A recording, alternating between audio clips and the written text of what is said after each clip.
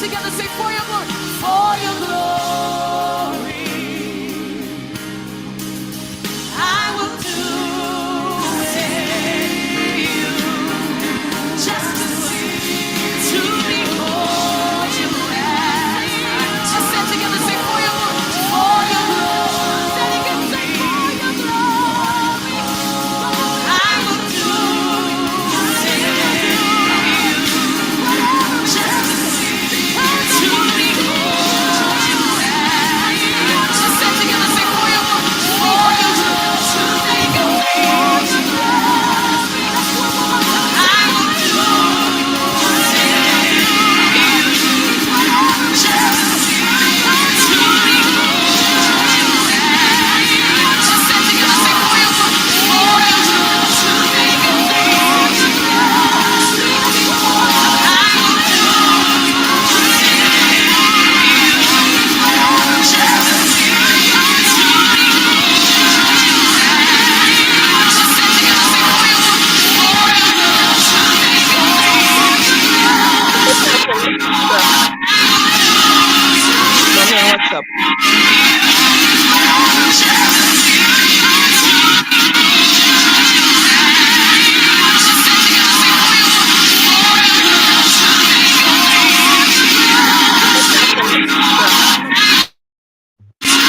What's up?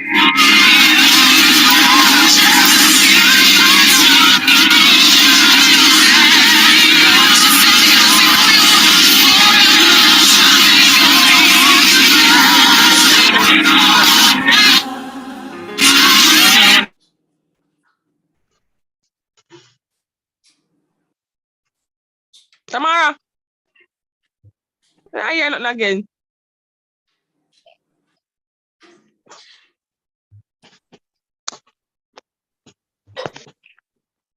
I'm gonna get some on nothing again.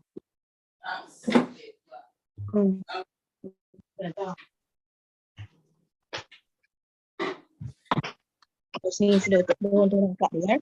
Eu tô na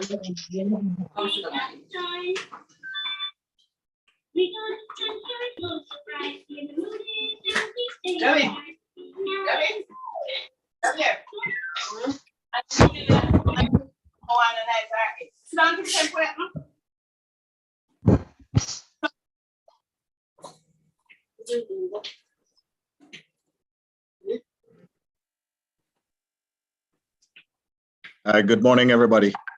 We're at 9 o'clock by my watch. I suspect most of us are somewhere around 1 minute past 9.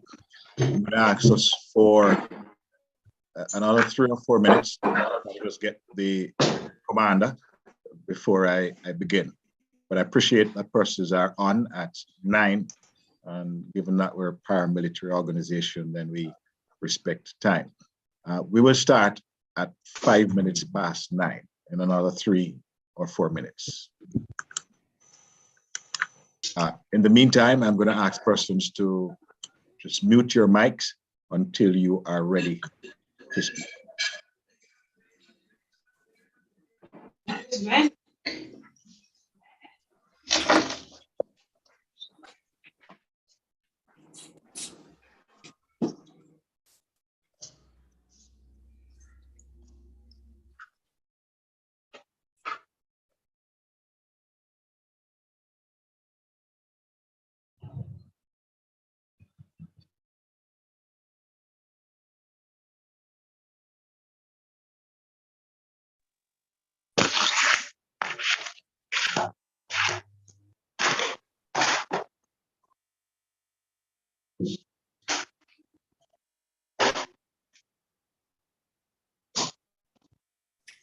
Good morning, dear.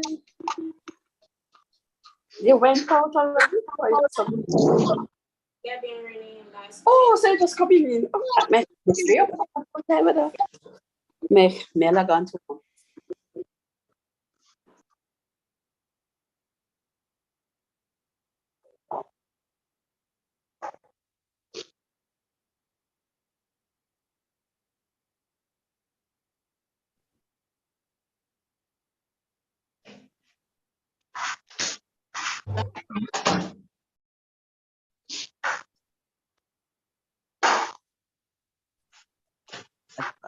my grandson send it to me.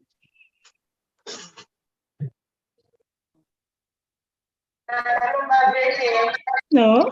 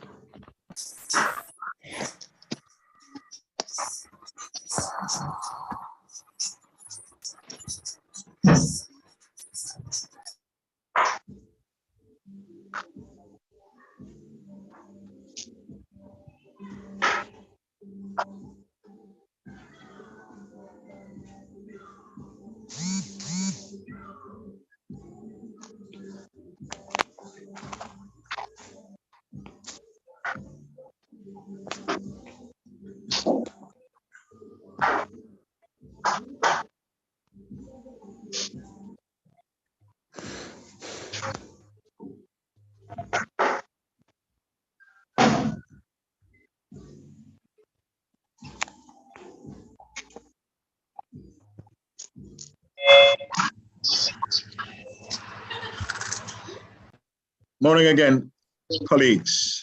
Let me introduce myself. I am Captain Coleridge Minto, a member of the Support and Services Battalion, the Safety and Security Unit of the Jamaica Combined Cadet Force. I want to thank you for being on time and for participating in this back to school conference. We are going to call this conference, this meeting to order. And after the prayer, I will give you a rundown as to what we will be doing throughout today.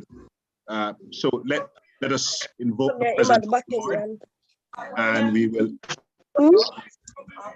again, may I just ask that the mics be muted. Anyways, come in. Colleagues, may I invite? Let's see, how do I? Mute everyone, sir. Mute everyone, yes. Let me make one of my colleagues, a host, who's able to manipulate this for me whilst I moderate. Safety, child safety. Child safety. 1 second, colleagues, we're gonna mute everybody. I'm gonna switch your host to somebody else. Miss Garden. Miss Garden.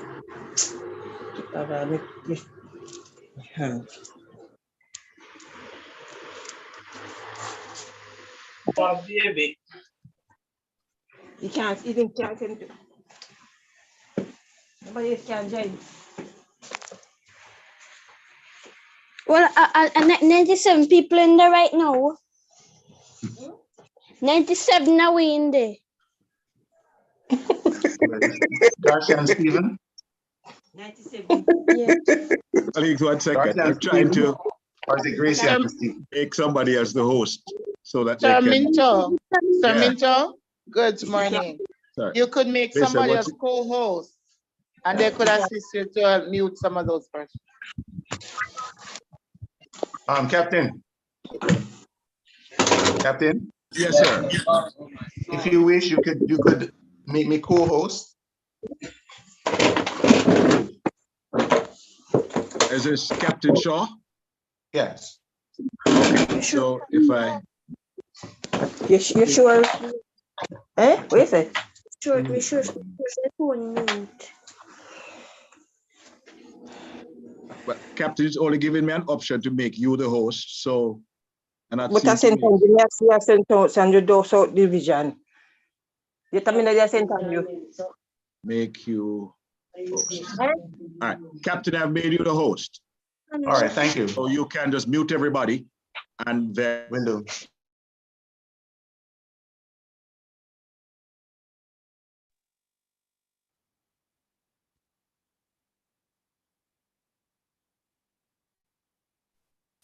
Here you have to unmute your mic.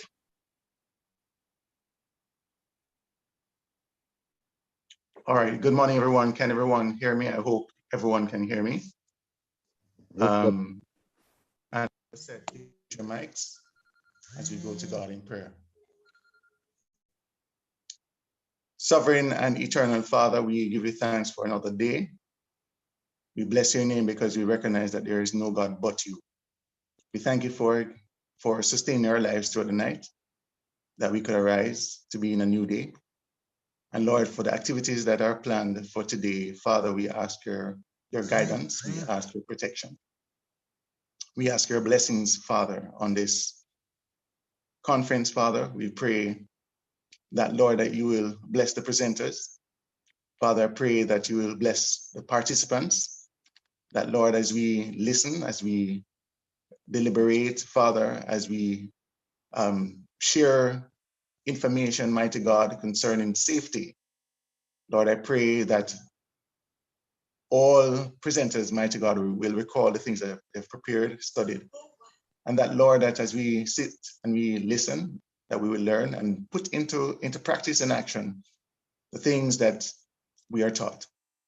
Lord, we know that safety, the true safety and security lies in your hands. And so, Lord, we just pray that we will always seek to make you our security. That, Lord, that we will live lives that are pleasing to you. Lord, I pray that you will bless us, that you will guide us from all harms, from all danger. We thank you again for the organizers of this conference. We pray for the JCF, we pray for the JCCF, and all the other stakeholders, mighty God. We ask your guidance, we ask your leading. Please forgive us of our many sins. Lord, we love you, we thank you. We pray this through your Son, Jesus the Christ. Amen. thank you, Captain Shaw. Captain Shaw is our chaplain and one of the persons who serve in this battalion. Ladies and gentlemen, and somebody says amen. Amen. Thank you for the prayer. Let's just share with you real quickly what our program will look like for today. And hopefully we're able to get through it in a very short time. We've budgeted until midday. We're only doing 3 presentations today. And when we do another session in the first term, then we will include some other areas that we will not touch on today. You are aware that safety and security is a very wide area, very wide. And so we wouldn't be able to do all the areas in one day. We will have in the first next 20 minutes or so, we'll have a brief overview of, what is cadetting, particularly for those who are not yet members. And we're hoping that at the end of today, all of us who are on the platform will volunteer, whether it's a student to join or you're an adult, then you will become a volunteer officer or an adult rank. And so we will have our adjutant quartermaster, Captain Campbell, who will share with us momentarily.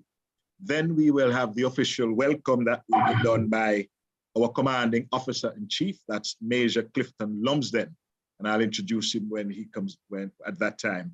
And finally, we will hear from our regiment commander, and that is Mr. Roger Powell, and he will bring us remarks.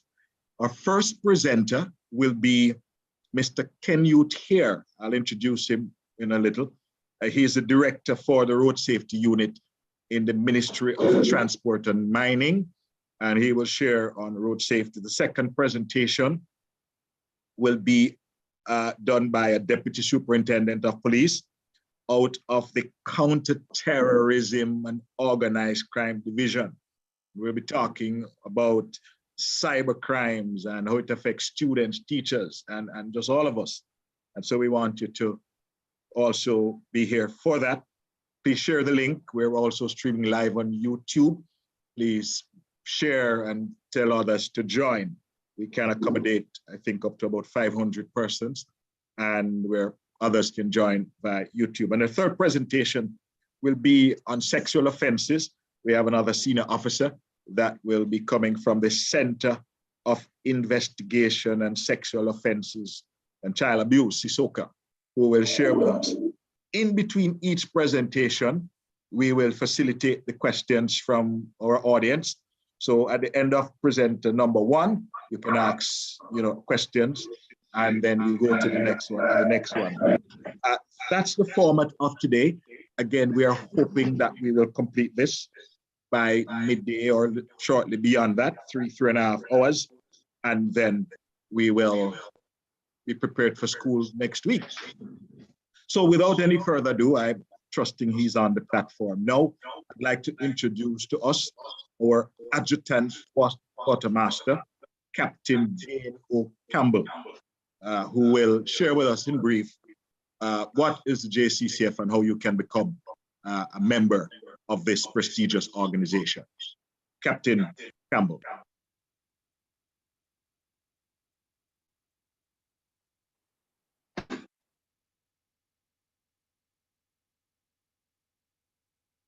Is Captain Campbell on yet? So there are 125, hard for me to.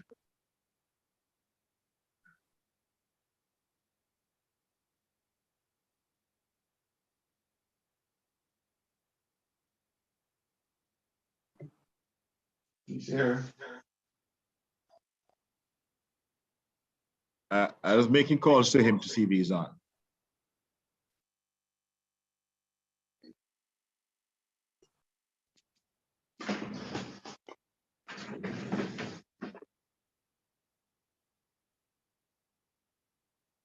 His mic is open.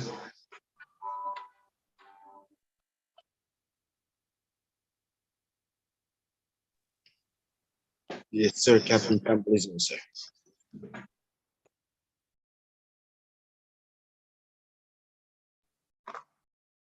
Captain Campbell is on. He will be speaking to us now. Captain Campbell. Thank you so much, Captain Minto.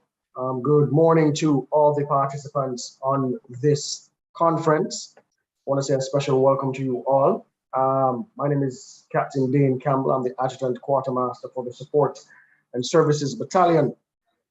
And what we are here for today is really everyone's concern, which is safety and security. I believe it's everyone's business. My task here today is simply just to speak on the JCCF, the Jamaica Combined Cadet Force, and more particularly our battalion and what it is that we do. Now, in the Support and Services Battalion, what we mostly or mainly focus on is support services. That includes safety and security, chaplaincy, guidance and counseling, medical unit, and also the marketing and communications unit. Now, all these, we also have an infantry unit, infantry units that's attached to the battalion as well. So what we focus on is training and developing cadets to understand these functions, these 5 functions, and also to train the force by extension. Now, the Support and Services Battalion is in a recruitment mood where we're looking for officers to assist in the holistic development of these youngsters. We know that most persons here on this call, some of them are ex-cadets, some of them would have been trained by members on this call and also come back to give support and service to other youngsters that are from their school or from the island generally.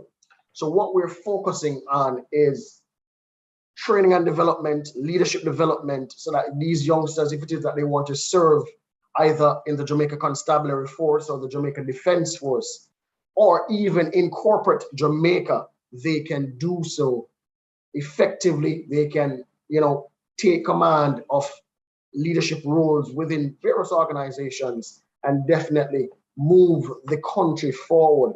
Because at the end of the day, our main goal or drive is to produce rounded citizens that will move Jamaica to higher heights and deeper depths. So this forum is focused on safety and security, putting safety first. It's spearheaded by Captain Coleridge Minto. I mean, Captain Minto is an awesome individual. He has the cadets' interest at heart.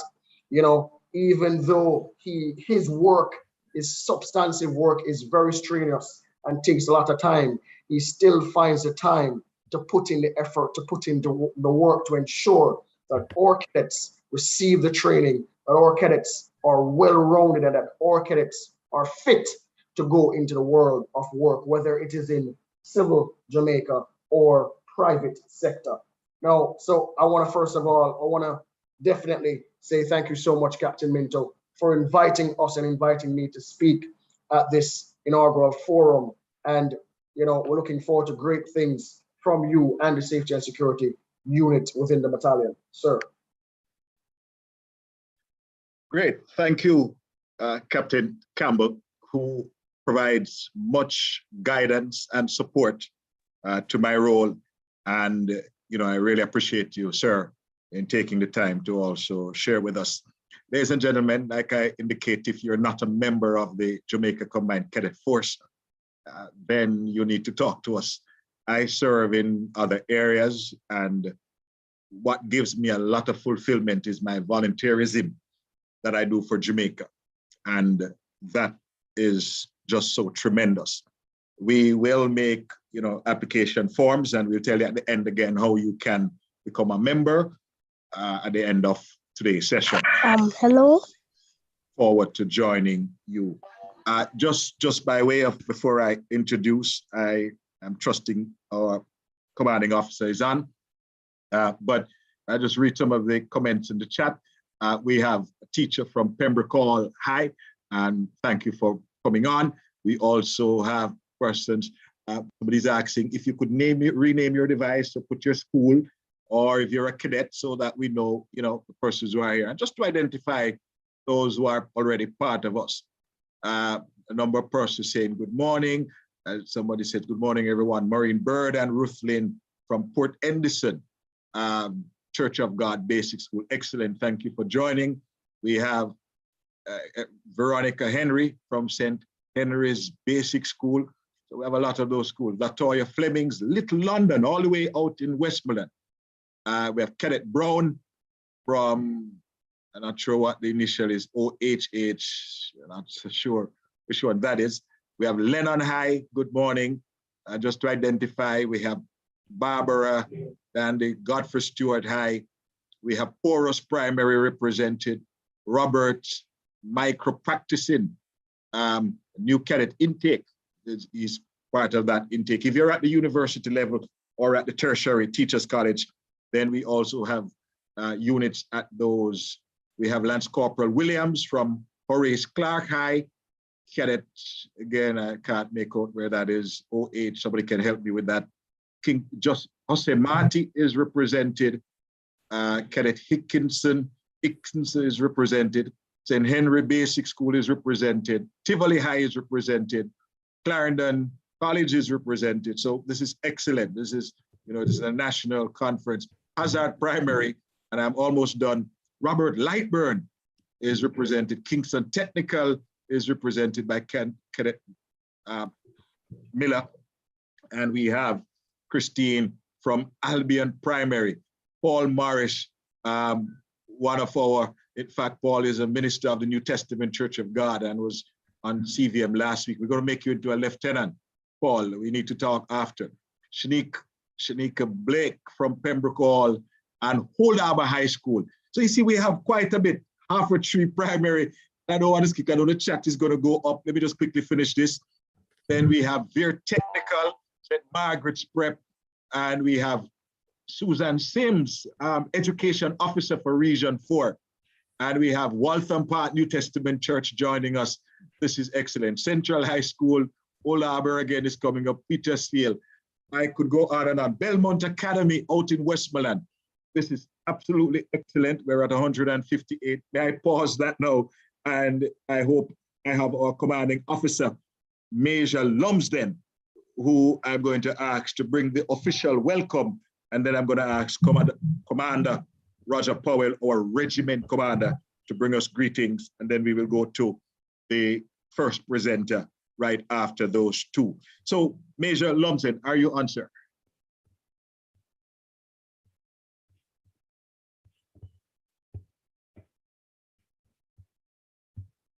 Captain Campbell, I don't know if you could check if Major is on, whilst, or Captain Roger, why don't you just check if he's not on, we will have to move on. We have Edward Siaga Primary, Lawrence.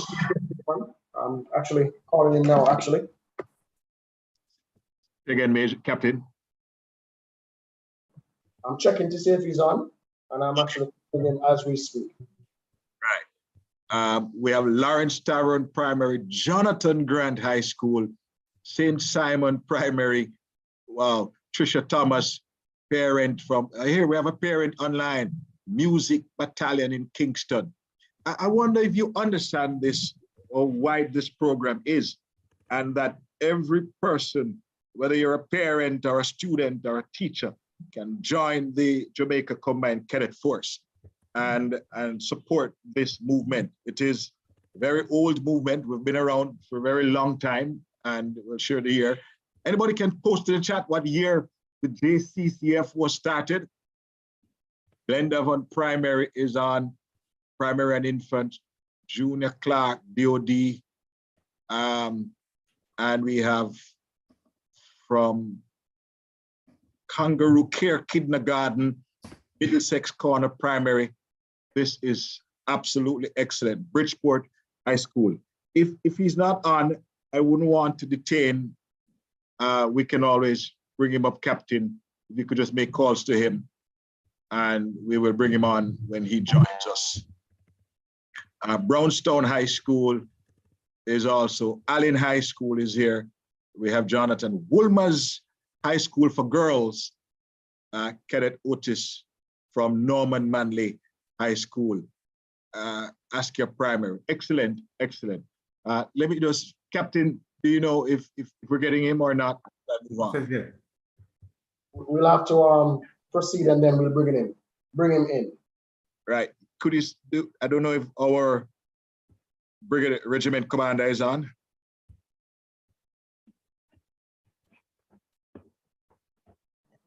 No, I'm not seeing Commander Paul in the listing.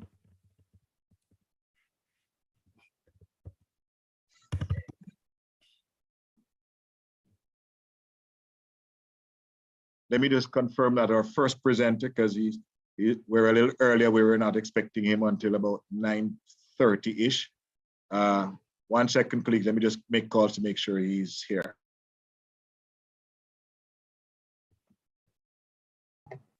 Captain Shaw, you want to take this opportunity just to, speak a little bit about your role, as a member of the chaplaincy unit, your role and your function, and how it is that, you are impacting lives in these posters.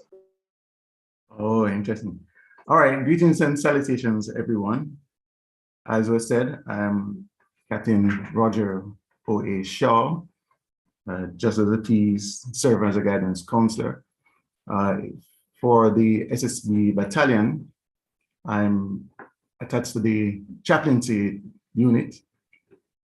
And chaplaincy is similar to the guidance and counseling unit. The difference, however, is that we, as chaplains, we look out for the spiritual needs of the force. Yes, we are considered to be the spiritual compass. We are strong on moral values. We look to support the cadets and officers in every facet of their lives, be it in the force and outside. At times we know that persons encounter challenges or trauma in their lives. Chaplains are there. We have celebratory occasions, graduations, and other moments of celebration that we also participate and we cheer you on. We are currently recruiting, and we would love for persons who consider themselves to be pastors or ministers, church leaders, if I may, to submit an application to take an interest as we seek to spiritually nurture and develop the moral values, the holistic values and pursuits of our cadets and officers. We have been tasked, as you would have known, by our government to help to curtail the issues that Jamaica is facing, especially among our youths. And so if this is something that troubles you or you are interested in partnering with us to do, we invite you. All right, so my email address, as it is currently, is shaw_roger@gmail.com. That's SHAW_ROGER@gmail.com. And preferably, the number to share would be 928-1871. It's 928-1871, with the area code being 876. That's 876 928-1871. So you may give HQ a call to get further information as to how you can join this awesome organization, the Jamaica Combined Cadet Force. God bless you. Thank you, Captain Shaw. I am unable to share my video. I think you did something I can't share. We can fix that. Go right ahead.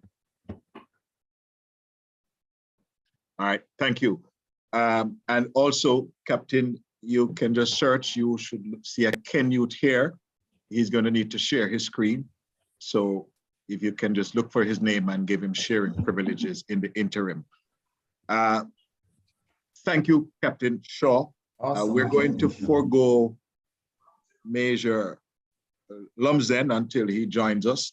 And also, I'm not seeing our regiment commander at this time.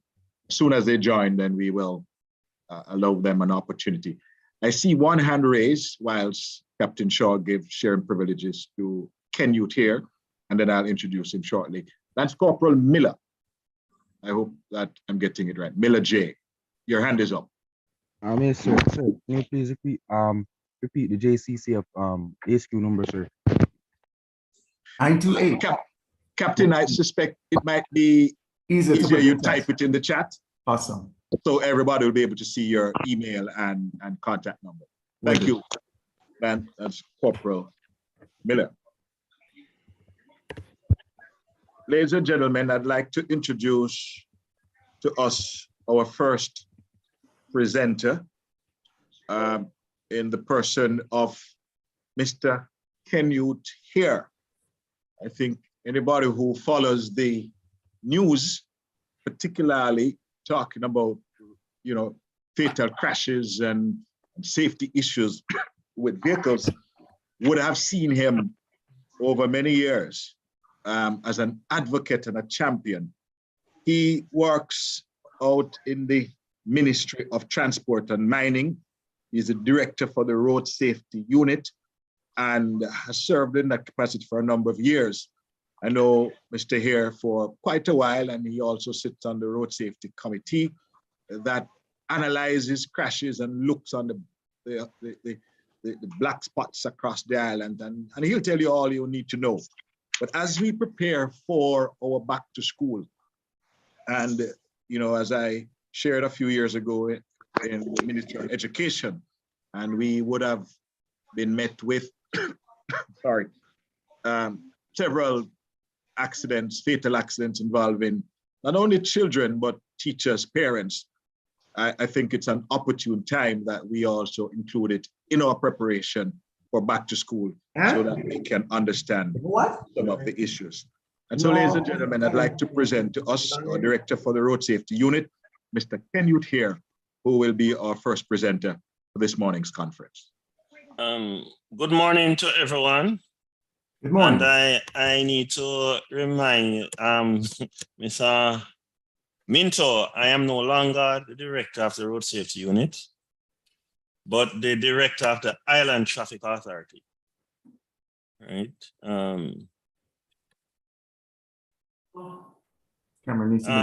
Just to say, it's an honor to be here, to be speaking to you all, especially to cadets. And as I told you, I remember spending 1 year in cadet at KC. Right, so I kind of have a good idea of those days. Marching and all of those things, playing drums, blowing bugles, do all kind of things. So it's good to see the group, a group of young men here, but I still don't have a host privilege to share screen. I don't have that. Means that I have to make you the host, because yes, you have to give me that host privilege. Hopefully, I have to give it back to you. There you go. What do you need to do? Share your screen? Yeah, I need to share my screen. And then, sir, here you have to remember when you're finished to make us back host. Exactly. So yes. Before you log off, right? Indeed. Right, thank you. Now, what I would say is that the matter of road and vehicular safety is what we are about, right? I've spent over 20 years in the road safety unit. I'm involved in traffic accident investigation, reconstruction analysis. And these days I spend my time doing a lot of black box analysis and vehicle forensics. I'm looking at the infotainment systems of motor vehicles, and for the most part now trying to get Jamaica's road and vehicular safety operations in accordance with proper practices. And the Island Traffic Authority is an entity for road safety good, not road safety bad. And I would like to encourage everyone that we are working assiduously to change the profile of the Island Traffic Authority. I would have grown up hearing a lot of stuff about Island Traffic Authority. I would also grow up not only from friends, but also even as far as my father, who had a confrontation with the Island Traffic Authority in 1952. It wasn't a positive one, it was very negative, right? And I must say to all cadets here, if anybody did ever tell me when I was at KC that I would be in Island Traffic Authority or in the road safety, I would tell them, oh no. That was never my dream. My dream was to be a fighter pilot flying all of these fancy military planes. But fate would have had things in a different direction, right? So I would like to encourage everyone to focus on your school, focus on discipline. You are called to an organization that fosters, one of the few organizations in the country, in the school system, that fosters discipline have the ability to bring about a profound transformation to our society. And the negativity that we see occurring in the environment, please do not subscribe to it. It is not the truth. It's all a deception. It's a lie. Discipline, manners, and all of these critical virtues are very important to the upliftment of the whole man, right? Money is the lowest ebb of man. Let me say it again. Money is the lowest ebb of man. Discipline, values, value more than that. Everything will come afterwards, but protecting your name, protecting your integrity, protecting the names of your fathers, your forefathers is very, very important, right? So, and road safety require you to do that. So road safety sits on 3 legs: human being, the environment, and the mechanical. Everybody on this forum want all the children on this program see themselves driving a motor vehicle sometime. Let me just say this straight up to you. Do not buy any driver's license for 20,000, 45,000, 15,000 from anybody. Let me lay that out straight. Because if you are caught, you along with the benefactor and the perpetrator, you could find yourself in the hands of the JCF, the JDF, MOCA, Integrity Commission, and CETA. The Island Traffic Authority is very, very serious about this issue where Jamaican people say we sell license and sell fitness. We provide no habitation, no solace to those behaviors, because those behaviors are treacherous and have the potential to cause many persons to be maimed, injured, and killed. And I would like to throw this out to you, Mr. Minto. The Island Traffic Authority do road code test, and we are willing to have the road code test done in schools once children reach 17 years old. So we would like children to have at least have their learner's permit from they are in high school. And we at the Island Traffic Authority and the Road Safety Unit, because the Road Safety Unit reports to me, we will ensure that students and children are fully empowered. The slackness that we see on the roadway, it has to stop. And we want your cadet unit to be on the front burner of this because we have to pull back the indiscipline in our country.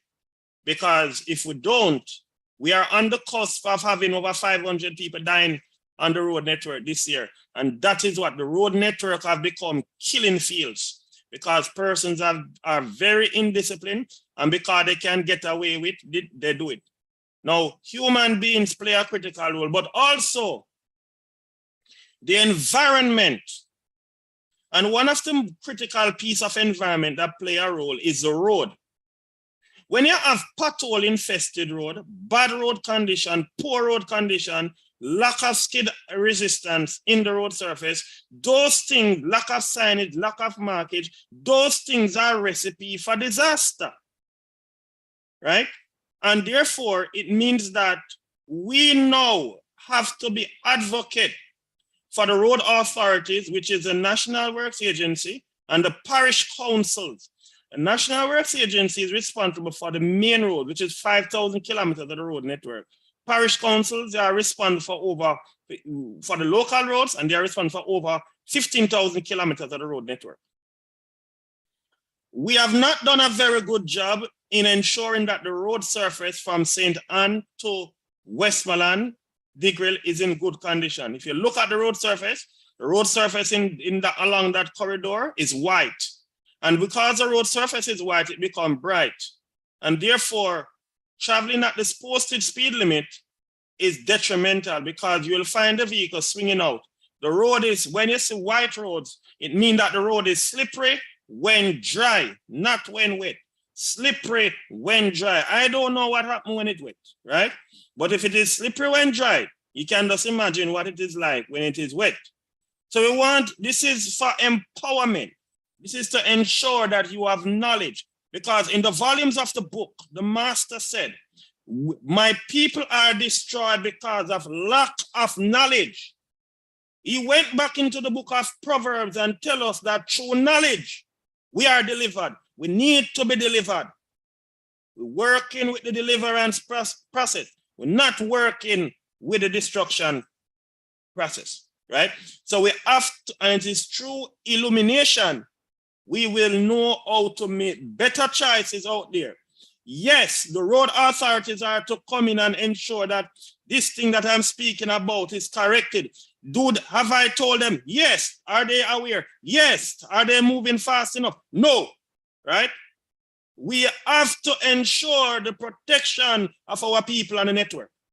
Yes, human beings are behaving bad, but we have signed on to the Safe System Protocol, which require us to ensure that the road network is forgiving, right? And whilst we are trying to make some strides, we believe strongly that we need to move more assiduously to get this thing sorted out. So the guardrails, the road furniture, road sides is very important because it allows us persons not to be, if their vehicle hit the guardrail, that means person don't go precipice. And if person go precipice, they could die. Die leaving their children, die leaving their husbands, their wives, their family members. I can tell you, I can tell everybody this. When I was 13 years old, I don't have no mother. I don't have no mother from 13. Mother dead. And I don't like it. I know what it's like to go home at night time, sleep in a bed without your mother in there and your parent in there. I never live with no father. My father never sleep with me one night yet, right? So we live by ourselves, right? So we know motor vehicle crashes cause sufferation, cause destruction. There's nothing positive about it. It sends people to their grave before their time, right? So we who are looking forward to drive motor vehicles, we need to learn how to do it. The road safety will expose you to many things. The other leg is mechanical, which is the vehicle, right? We have to ensure that the vehicle is in good condition. And I want to say this. Listen to me carefully. I don't know if you went here, if anyone else will tell you, but I am going to tell you. There are motor vehicles, if you crash and you are in them, you have a high probability of being killed. You have a high probability of being injured. You have a high probability of being incapacitated. Can't move again. You have a high probability of receiving high levels and dosage of kinetic energy that is going to break up the eye, break up the optic nerve, break up the spinal cord, break up the cerebral systems in the body, your intestine, your liver, your spleen. Why? Because the kinetic energy that comes in the motor vehicle is too much for the human being to withstand. And therefore, when you are procuring motor vehicles, you should first check out if this vehicle is safe. Check out if this vehicle is a killer vehicle. Check out if this vehicle crashed, if it will give you a fighting chance to survive. Does this vehicle you're driving have roof strength? So if you turn over, the roof don't cave in on you and shell you out. Does this vehicle have crumple zones at the front and at the back? So that if there's a collision, the energy is transferred to other places rather than to the occupant compartment of the vehicle. Or if this vehicle crash, will the engine come inside where the occupants sit and shell them out? Or will the engine break to the ground? Next thing, does this vehicle have side impact barriers? So if the vehicle is hit from the side, the door don't just press in and shell you out. Are you checking for these things? Does your vehicle have seatbelt? Because you see, one of the problems we have in this country now, we have too much slackers in this country, too much. You hear say you must wear seatbelt, you don't want to wear it. No, you see the pigeon club? Look at the pigeon club. If you have pigeon and you train them good, them fly out and fly come back, right? But you see, motor vehicle, when you fly out of that vehicle, you're not coming back in that vehicle. The asphalt is going to do it. And whatever speed that motor vehicle is going, that's the speed at which your body going to clap the asphalt. And Newton's third law of motion says for every action, there's an equal and opposite reaction. You cannot pray it off. If you are going to clap the asphalt at that 90 kilometers per hour, and then the asphalt is going to clap your back. And then the fire truck is going to come. The fire truck is going and wash off the blood. We have to prevent those things from happening. We have to prevent those things, right? And we here right now, we have to ensure that we don't allow hot-head driver, hot-foot driver, and shutter driver to drive us. They will send you to your grave before your time. In the book of Psalms, the volumes of the book, the Almighty said, learn to number your days. 70. I'm saying can give extra. So we don't want nobody to use the motor vehicle that we are traveling in as weapons of mass destruction to send us to Meadowrest, Dovecote, and Maypen Cemetery before our time. May we go to bed and sleep when we have finished what the Almighty has placed inside of us to come on this earth to do, and not to allow any driver, it don't matter who you be. It don't matter who that driver is. When you're dead, you're dead. A motor vehicle crash is a needless crash. It's a needless death. The over 487 people who died last year, the over 300 people who died so far this year, they never had to die in a motor vehicle crash. And we at the Island Traffic Authority, let me say this straight up to everyone. We are going to work assiduously to ensure that everyone who we issue a driver's license to, they are prepared. I have instructed my men and women under my command that we are not a blind entity. We are not a blind entity. Because we have people who come and want blind. We're not giving nobody no blind. Because you see, when family members, family dead, you can't tell them, say, it's blind man get. You can't do that. That can't work. Right? We also implore persons, carry a motor vehicle to the depot to be fitted. Right? And I can tell you this, we are willing to deal with persons in our department who are road and vehicular safety traitors. We're not going to put up with it because we have issued 2 products to the Jamaican people, the driver's license and the fitness. And we are going to protect them. And for persons who, everybody must know, we do road safety, road spot check operations. So after we have issued the fitness, we check to ensure the vehicle is safe. Now, if the vehicle is not safe, we are going to remove the plates off the motor vehicle and persons are going to have to put it back up. Now, something happened last week and I need to tell the country. I'm going to tell them today. Forget a figure, trying too much meetings. One of my officers prosecuted a bus driver. And the bus driver is offering death threat. Well, guess what? In the name of Jesus Christ of Nazareth, we cancel that. We shut it down. We shut down that verdict from hell in the name of Jesus. We shut it down and it can't, big up yourself, Roxanne. That's my little sister. Hear me now. Let us say something to you. Gentle people, gentlemen, members of the cadet unit, Jamaica is depending on you all. We are depending on you. And we at the Island Traffic Authority will work with every one of you. Because we have to transform the driving on the network.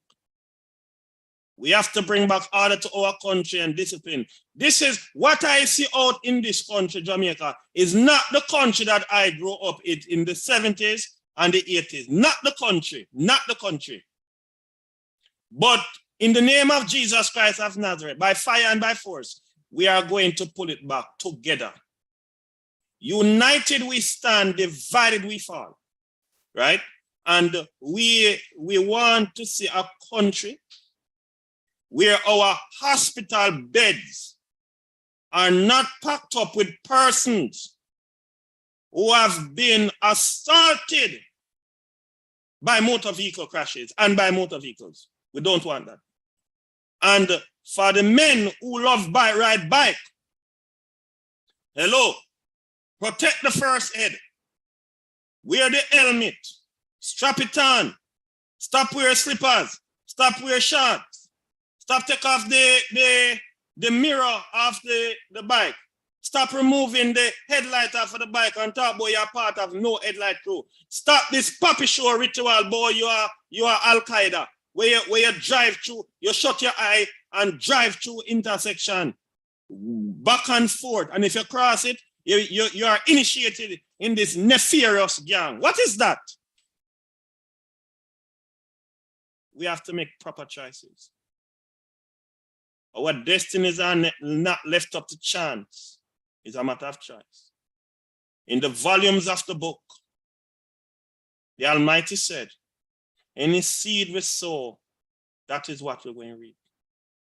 May this group of cadets sow the seeds of life, the seeds of road safety, the seeds of public order, and may this group be the transformer and be a game changer in Jamaica, in the mighty name of Jesus Christ of Nazareth. That is what I have to say today. Wow. Yes. Ladies and gentlemen, I hope you can hear me, and I see the chat filling up amen and amen and amen. And I would also say amen to that. Thank you so much, Mr. Hare, for sharing with us. Colleagues, I want you to, if you know and were listening with the passion in which our presenter shared, and rightfully so, because we are, I believe, tired of seeing the carnage on the roads, the carelessness, the indiscipline, and at the end of it, the persons who suffer the most are not the drivers sometimes, are the passengers, the pedestrians, who may be cadets, who may be students, who may be parents. And so he would have also shared some other things surrounding, driver's license and safety of vehicles. But I'm going to open for a few questions already. I see the hands coming up. Mr. Hare, please remember to make me back host before you. How do I do that? Just click on my name or where I have St. Andrews South Division. Okay. Where I'm speaking, St. Andrews South Division, and just click make host. Just right. You click on my name, you should see. Right. So while she's doing that, it's done. Okay, it's done. Yes, and I'm now the host. I see Latoya, who has her hand up. Latoya, would you unmute and ask your question? Okay. Thank you, sir. Thank you very much. Mr. Hare, two quick questions, sir. I'm not sure if you're the person I would write to if I wish to establish, for example, a safe zone at my school area, because I tend to have that problem where bikers, because I'm off the road, Little London High, I find that the riding, we had to ban bikes, work with parents to get them to tell the kids not to. We've had a child that has been crippled from that incident. So would you be the person so I can speak to, because there's no signage to say school zone, slow down, nothing. I tried some time ago to get a pedestrian crossing. It was placed in the wrong area, but nevertheless, at least I have that intact, sir. So would you be the person I could apply, send a letter to indicate what I would want and to start the process? Definitely, you can communicate with us, and the Island Traffic Authority is responsible for traffic management, so and for road safety. So yes, we are, and I have put my email address in the chat, so Yes, you sir. can pull it down and send the email to us, and we will attend it. And I must say, the Westmoreland area is an area. Your that intersection at Little London and that Broughton Road and that Top Road. That's where the Al Qaeda crew do their ritual of driving through. Sir, you know, sir, that's in that vicinity. The young lady was hit, and basically she's a vegetable now. Yes, I'm aware of that. Okay, sir. So, all right, sir. I'm not.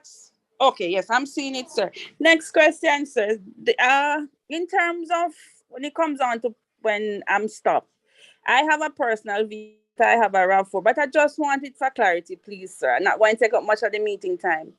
For example, the other day I had an angle grinder in my vehicle, and I was told I cannot do that because it's not good fire, but it was for my personal use. Repeat what you were doing. I had an angle grinder because I have a house under construction. All right. So let me tell you now.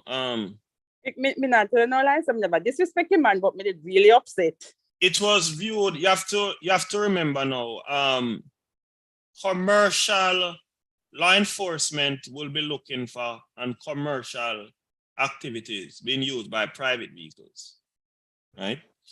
So activity, you're only allowed to use your private vehicle for personal purposes. You cannot use it for hire and reward, right?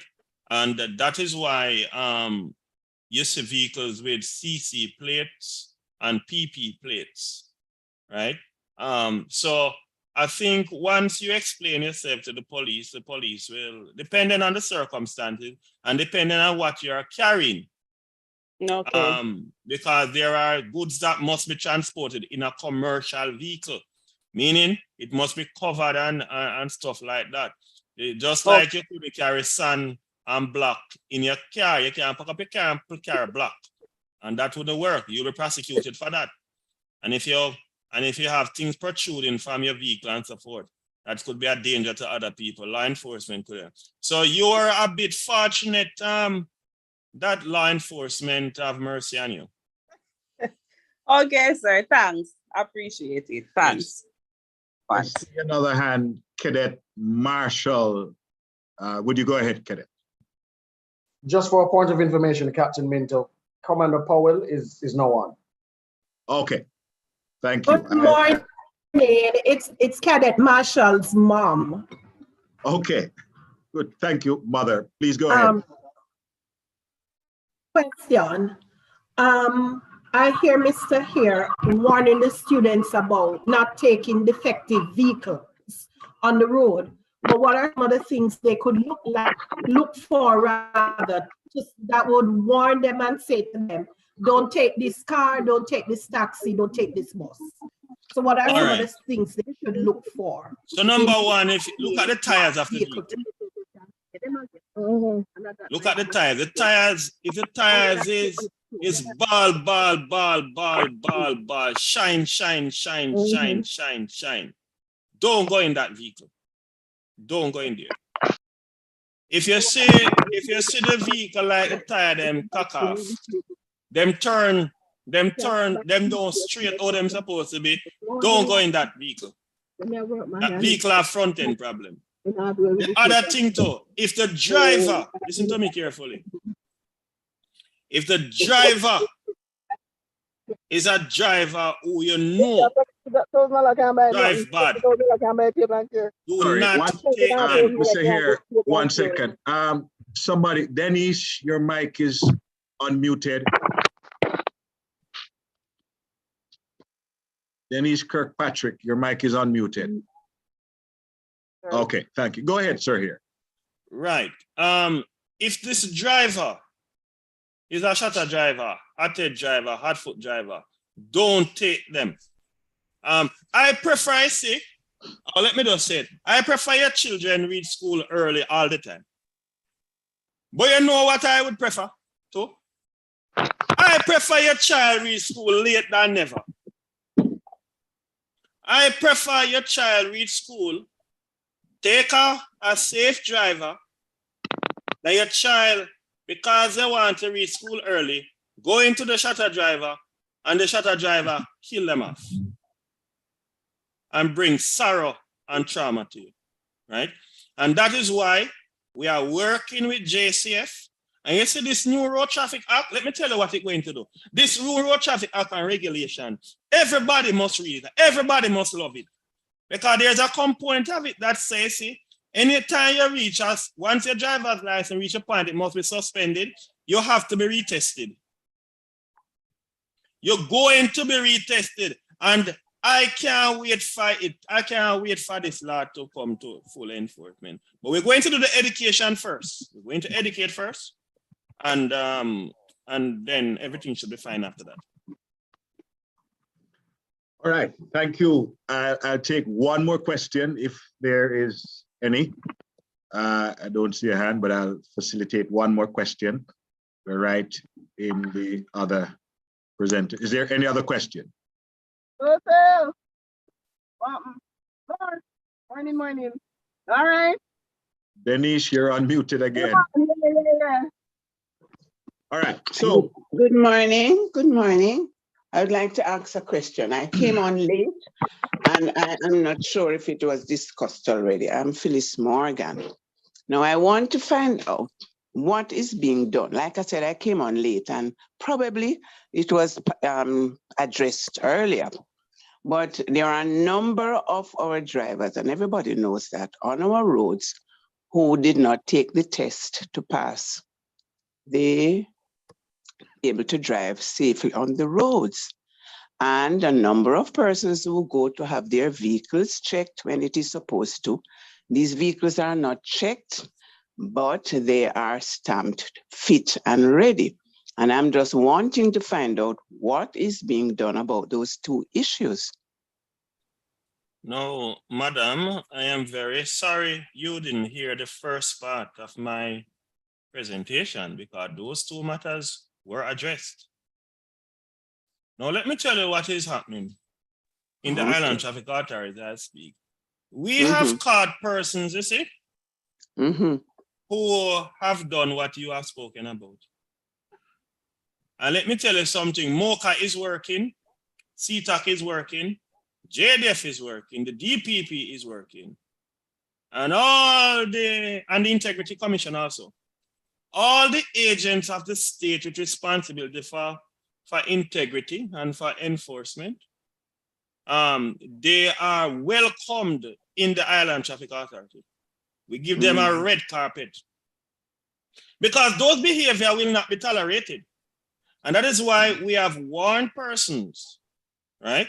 Because we deem anyone who participates in those activities that you are speaking about to be road and vehicular safety traitors, and they are profound and fundamental threat to the road and vehicular safety apparatus of our country. And we are going to have none of it. We here at the Island Traffic Authority, the leadership right now, I can tell you, we provide no habitation, no solace for any of our men or women who engage in that activity that you are spoken about, right? Well, I will never sit here. Earlier I told persons, in 1952, my father told me about this entity. And if when I was at high school, they told me I would have been here, I would have told them, oh no, oh no, oh no, oh no, not at all. So coming into the Island Traffic Authority was never my dream, right? So but the Almighty have different roles for us to play. And we have a critical role right now, the Island Traffic Authority that I lead, right? We are putting measures in place to ensure that every motor vehicle will be fitted. We'll have to come depot to get fitness. We are going to leverage technology. Listen to me. Okay. Let me tell you. We are going to leverage money technology. Makes the mayor run, though. Money makes the mayor run. Repeat? I'm saying money makes the mayor run. I am going to say this And to you, madam. Madam, how I'm are going to they say going this. to get rid of that level of Mr. corruption? Madam, how is it going to get rid of it? When tell how it going to get rid of? When every Jamaican make up their mind, you see, that enough is enough. And we here at the Island Traffic Authority have to put in the requisite systems, requisite accountability systems to ensure that the integrity of the system is maintained. And I am telling you what we are doing, what we intend to do. Right? So very soon, if the vehicle, we will have systems in place to ensure that every vehicle that comes to the depot must pass through the depot. And everybody can drive. Now, hear me now. Hear me now. Drive. I'm going to say this to you also. The days when you can take when people can take their receipts and pay their fee at the tax office and carry the receipt to their linkages in the depots. Look here, people tell me these things, you know. Okay. People look, remember some have family members, you know. Me have one of a friend who they go KC with me, you know. And me have the Jamaican people like you who stop me on the road and tell me. Only thing they don't want to tell me no name. Right? But at the same time, I don't believe they are lying. Right? And I have made it straight from November 2nd, 2020. I came in the Island Traffic Authority. I tell them exactly what I will not put up with. And I have told them that once we have the requisite evidence, MOCA, CTAC, Integrity Commission will be called by me. You see, I always tell people this. The Almighty said that He has given us time to execute. And in the book of Samuel, He said, He will ordain our destinies. So we just have to put in, so we're going to have geofencing. So the vehicle has to come at the depot, right? And then now, for the fitness to be issued, the vehicle after in the depot. Photographs will be taken of the vehicle. Everything of the vehicle will be captured, interior, exterior, put in the database. We're tired of the slackness. I'm telling you, sir. I want you. What is your name again, Phyllis? I am Phyllis Morgan. Miss Phyllis Morgan, you see the next time you come on this program, I want you to say, it cut out. And that means That's right. But you say, anytime you say it's happening, that means if you say it's happening, that means happening for you. No, it's happening, I'm telling you. I am not telling you, no, I'm not denying that. Thank you so much. Thank you Ms. very much. Morgan, for that question. Ladies and gentlemen, I want to officially say thanks to Mr. Kenyut here. Very busy man, but road safety is dear to his heart. And he now has a bigger portfolio in managing the island, director of the Island Traffic Authority. And so, sir, thank you for sharing with such passion and with such authority. And may I just add, you have added the, sharing from a Christian conscience. And I love that about you always. Thank you, sir. We appreciate you. Please feel free to remain if you have the time to the other presenters. I am very busy. I have to run to another meeting now. Thank you very much. Thank you, sir. What about the questions in the chat, sir? Yeah, but I wouldn't be able to take all of them now. I appreciate them. You can send them to me. You can send them to me. Yes, and the presentation is going to be on YouTube. You can watch after and see. But I am mindful that I have the other presenter on. I also have, before I introduce the presenter, I want to introduce Commander Roger Powell, who is a regiment commander for the headquarters regiment. And I'm going to invite him to bring us remarks. And then I'll come back and introduce our presenter from the Counter-Terrorism and Organized Crime Division, CETA, Cyber Crimes Unit. Yeah, thank you, Captain Colin Pinto. I'd just like to add my commendations to the Support and Services Battalion, commanded by Major Clifton Lumsden, and yourself, Captain Minto. Officer Commanding the Safety and Security, for bringing this conference at this really timely occasion, because school will soon be reopened. And also, we're heading into a direction which we can agree is not plausible. We are heading into a new Jamaican normal, which, as we indicated in the conference before, is foreign to what we as the Jamaica Combined Cadet Force trying to emphasize and to also bring out in our cadets. As we are now, things that we accept as the norm is foreign to what we want our cadets to achieve. We see that every day on the road, in the schools, on the radio programs, and so on. So I'd just like to commend you for bringing this program, this conference to fore. I also want to welcome all the persons on this seminar as well, all the officers, other ranks, and also well-wishers, which are really interested partners of the Cadet Force, the parents, the guardians, the well-wishers. So thank you for coming to this conference. But I'd like to add my comment before I welcome the other presenter and also Mr. Hare for his presentation. We in the Cadet Force are trying to achieve a certain norm, and it's becoming more and more foreign to the Jamaican culture. We see that in the way we dress, in the way we carry ourselves, in the way we relate to one another.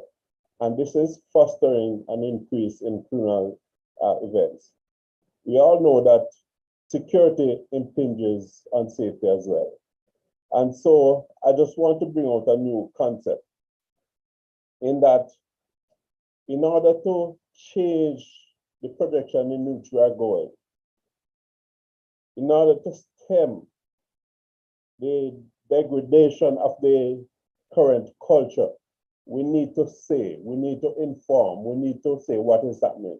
We must stand up for justice. I want to introduce a new concept, the PEAB, PEAB.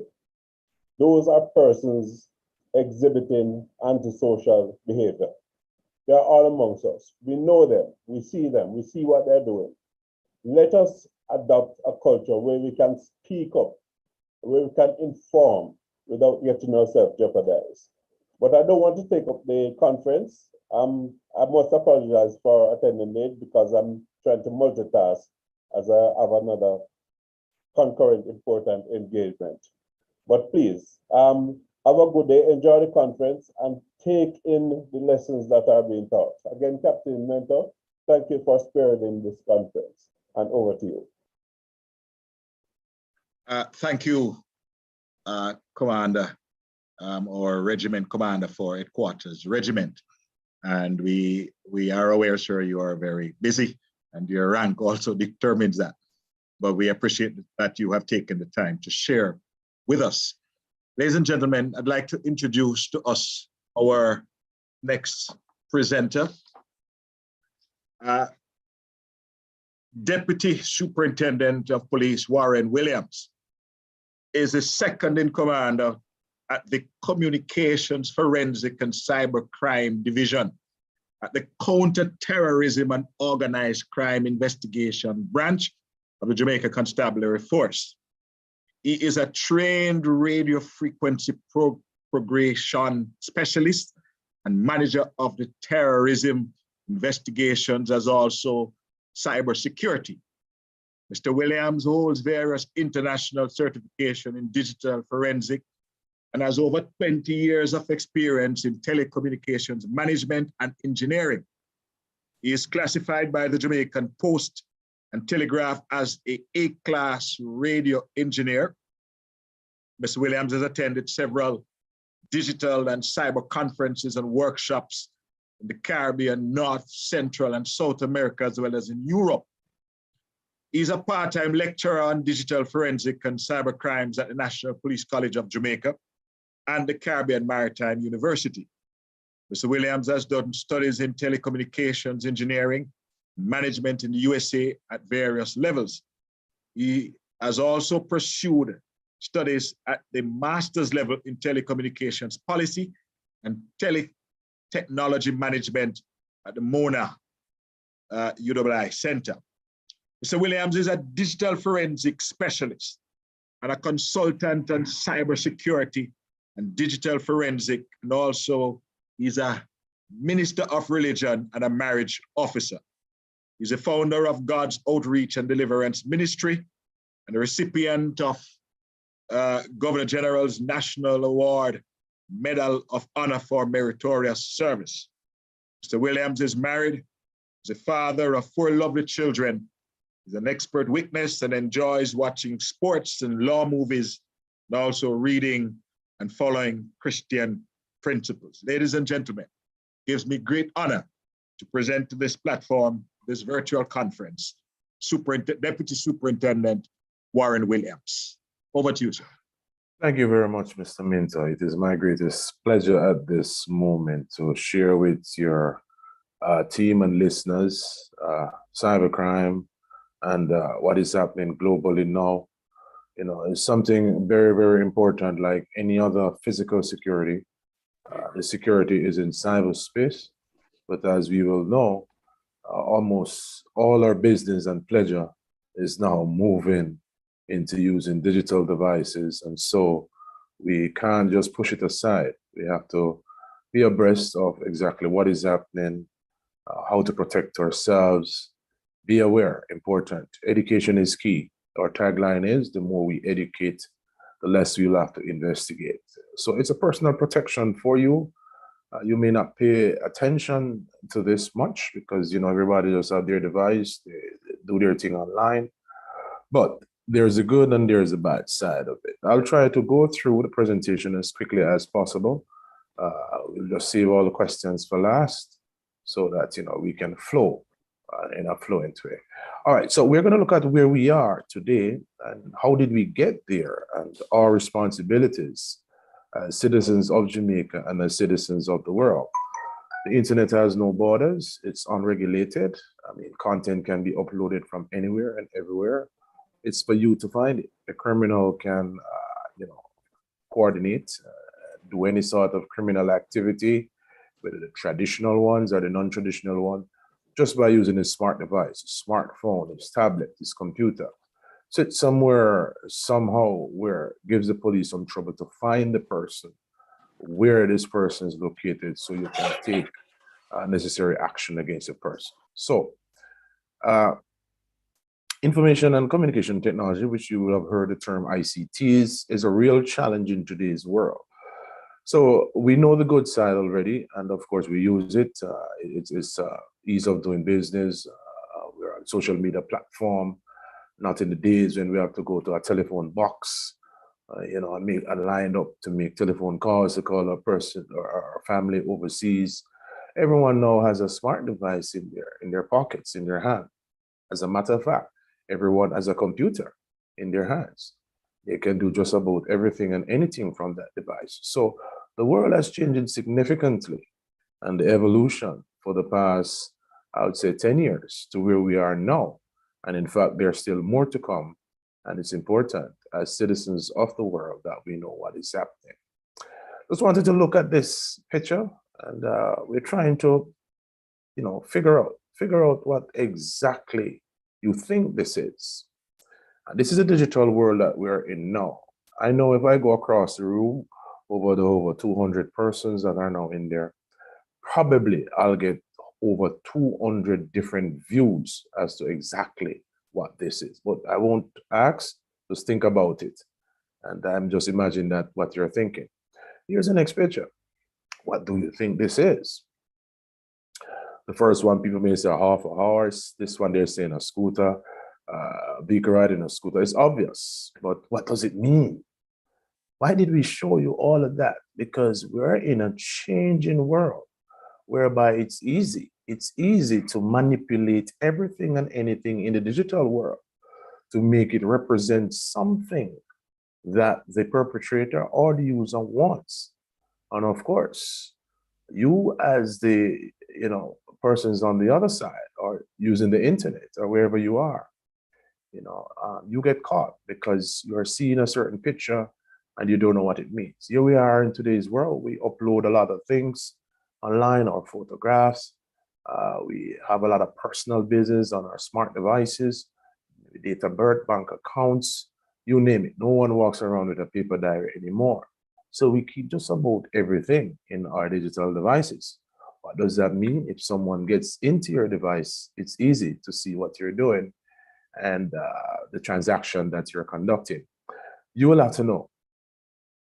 And if I show you a map now, you don't even know that someone is probably pinging at your device to try to get into it, or probably in your device already. You don't know because, you know, you just operate, you're not technical, you know, you just want to use it, and that's all you care about, right? So in showing you those photographs, I'm saying it's easy. You upload photographs, you look through all the kind of things. It's easy to remove a body and put on a different head, or a head and put on a different body. Why I allude to that? And I know we're dealing with youngsters. Myself was a cadet when I used to go at Wolmer's, and I must commend Captain Coleridge. I mean, I think we have worked in many forums already within the JCF. I must commend you for this effort. So we know a body such as the cadet is a real disciplined body, and it's good to have our youngsters and youths channel, you know, within this sort of thing, especially now how Jamaican is operating, and especially now when youngsters are more attached to their, you know, smart device. In our era, we used to do things the old way. When we get holidays, we may ride on a broomstick, or use a tire to push with 2 sticks at the side, or make skaters and box trucks and those things. We're outside and we're playing cowboys and all of this. Now kids have their digital device. We never had that. So things has changed, and it means that the more people are on their digital device, the more contents are pushed at them, the more things that they want to see. I mean, in our younger age, we do things that is naughty. And if we want to look at, say, for example, something that is blue, we want to get a Playboy book, we have to hide and do that. No, it's available at everyone's fingertip, and we don't know exactly what they're looking at. So where we are, we're looking at crime and technology has taken a great different dimension. Why? Because this is what we use now. It has been touted, and that is the direction that in 2015 we should be fully digital, which means we don't use a black and white TV anymore, and we don't go on the house top and try to position the antenna to pick up a signal. We are now getting movies on our smart device anywhere in the world. We don't have to join a long line to pay our bills anymore, or to check our account anymore. We are on the go and we do this. So what is it saying? Sensitive and personal information is always available at your fingertips. And going back to the picture, we now have identity theft, where people can get into databases because all this information about you and about me is stored somewhere, whether it's banking information, whether it's WhatsApp information. All of this is stored somewhere, and the criminal is able to, it's all interconnected. And once it's interconnected, it means that it's reachable, and the criminal who has some nefarious intention can reach to these computers. It's computers, just to say, access your information, change your identity. Human trafficking is now online. Publicize something online. Many of you may be getting ready to do your CSEC, or some of you may have graduated and you want a job, and things looking like it's getting tough and harder. And you're saying, where am I going to get a job? But the criminal is online, has his intention with human trafficking, and he puts up an advert which says 100 or 10,000, 20,000 US dollars per month for you to get a job in something. And you say, wow, 20,000. So you're filling your information. You don't know who you gave that information. And that person will pay your fare, will put you up, all of this, and you volunteer all of this. Only to realize that when you get to the US, it was nothing that was publicized. You're trafficked, you could be dead because your body parts could be sold, or of course, you may be trafficked to work in a nightclub as a dancer, as a stripper. All of these things, taking away your passport, everything, you're now enslaved again. So we're saying crime and technology has gone to a really different dimension. So we're saying it can be very disruptive. It can disrupt operation. It can be very, very destructive. Bin Laden was nowhere in the US when he coordinated a 9/11 attack on the Twin Towers. And London bombing, none of these perpetrators were nowhere in the vicinity, but they used their smart device to coordinate and launch what we call a mass destruction, you know, on property, on person's life, all of these things. Think about air traffic control. All of these things are computerized. Think about our power, all our utility service. Everything now is computerized. So once I have a similar computer, which is my smartphone, I get onto the network that you're on, I'm able to do anything. I can confuse the towers with the flights coming in. I can, let's say the water commission, they probably use some computer to pour an amount of chlorine in the water. Let's say they have 1 drop, and they can use my computer and say put 20 drops. Almost 2 million people in Jamaica would die. Now we have e-medicine, telemedicine. Can someone access your medical information? Let's say the doctor prescribed 5 doses of X for you. I get into the database, I just increase it to 25 doses. All of these things are. So this can be destructive, but we're happy for technology because it benefits a lot of us. It's more efficient. I mean, I think it's more structured in the sense that ease of doing business, ease of communicating with person. We don't have to write a letter and post it at the post office, and it takes days before it gets there, just by the click of a button or get onto your computer. You type a WhatsApp, it's amazing, you know. I mean, my daughter is overseas, and I remember in my days when, you know, we used to travel. Now we can still be connected while we travel and still speak back and forth. So it's amazing. Computers, internet, wonderful invention, and we appreciate that. Don't know if you know the days when we used to do our research, going to the library. The other day I saw some big books in the school. Those big books are called encyclopedias. You have to do our research using encyclopedias. Miss Reed needs to mute her mic. Miss Reed, mic is open. She's disturbing the meeting. Yes, thank you. Right. And we have to use encyclopedias to do our research. Wow. Nowadays, what you do, just go on Google, YouTube, everything and anything is just available at your fingertips. So it's a great benefit. I mean, no, I don't have the time to go to bank to join a bank line or pay bills. I just use my computer, pay all my bills online. Couldn't tell the last day I go to the bank. I just don't have the time.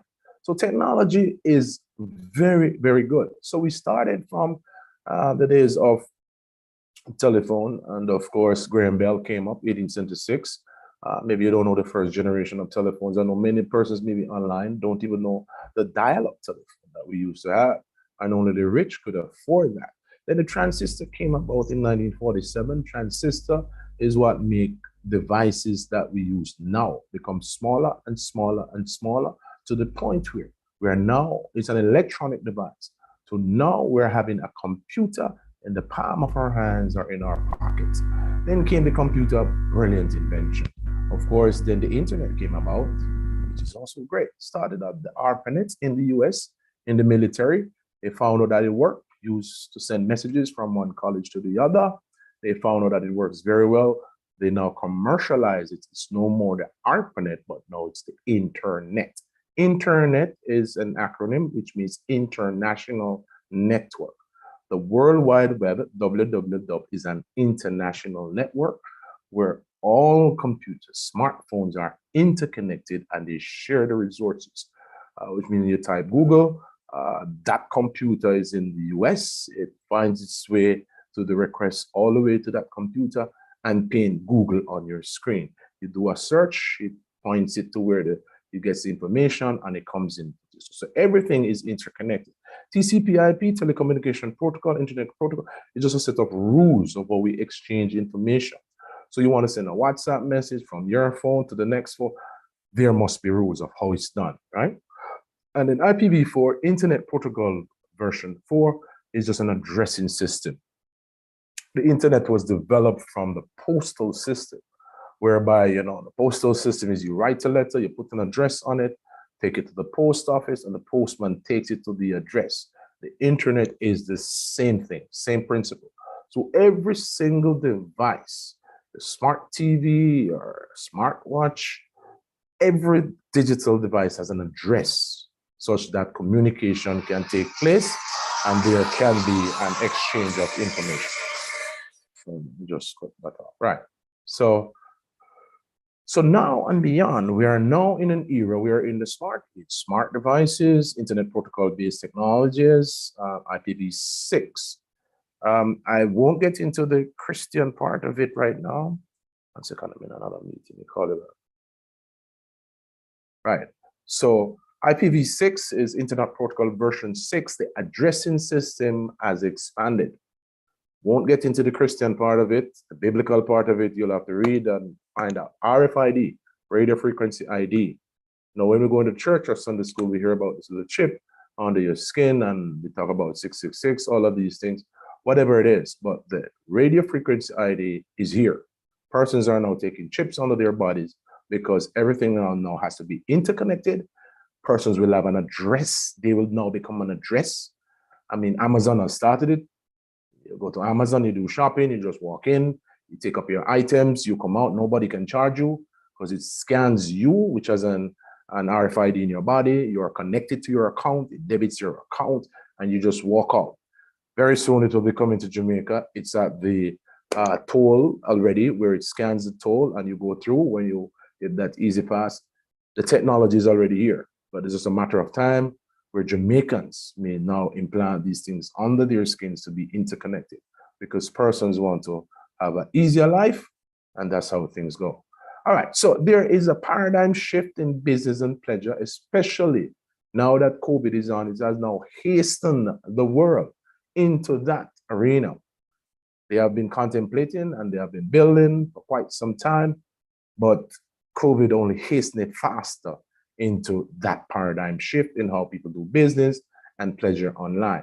Now you're realizing the government is saying you have to pay your bills online, you have to apply for other things online. 1 second, I'm in a meeting. Call it. Yes. Yes. Right. So all of these things are now done online, and therefore, all we do by here, all we do by all these logistics, everything is now done using technology, computers. So there's a paradigm shift in all of these models. And of course, classroom, now here we're having a meeting.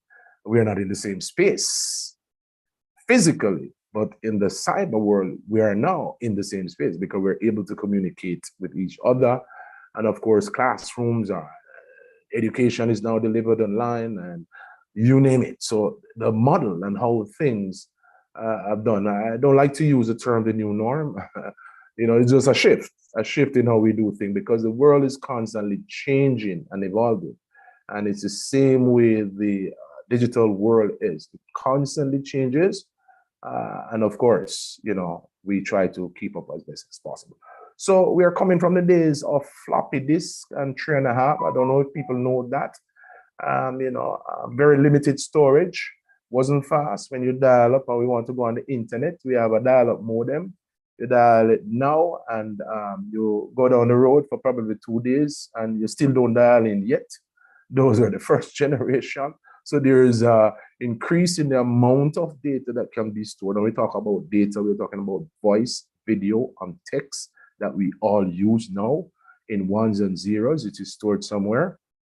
In terms of the variety, social media, web portal, all of these things. And in terms of the speed, now it's getting faster. You hear about first generation, 1G, 2G, 2 generation. They hear about 3G. They hear about 4G, 4th generation. Now they're contemplating 5G. So it's faster.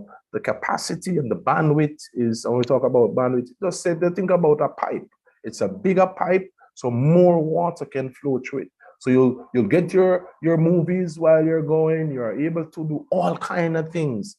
The over 8 billion people, if everybody has a device, they can get on and have access to the service without any delays or any problems. So that's what I'm saying. The technology constantly evolves. So now we're seeing more electronic business, e-business online, both public and private, e-services online.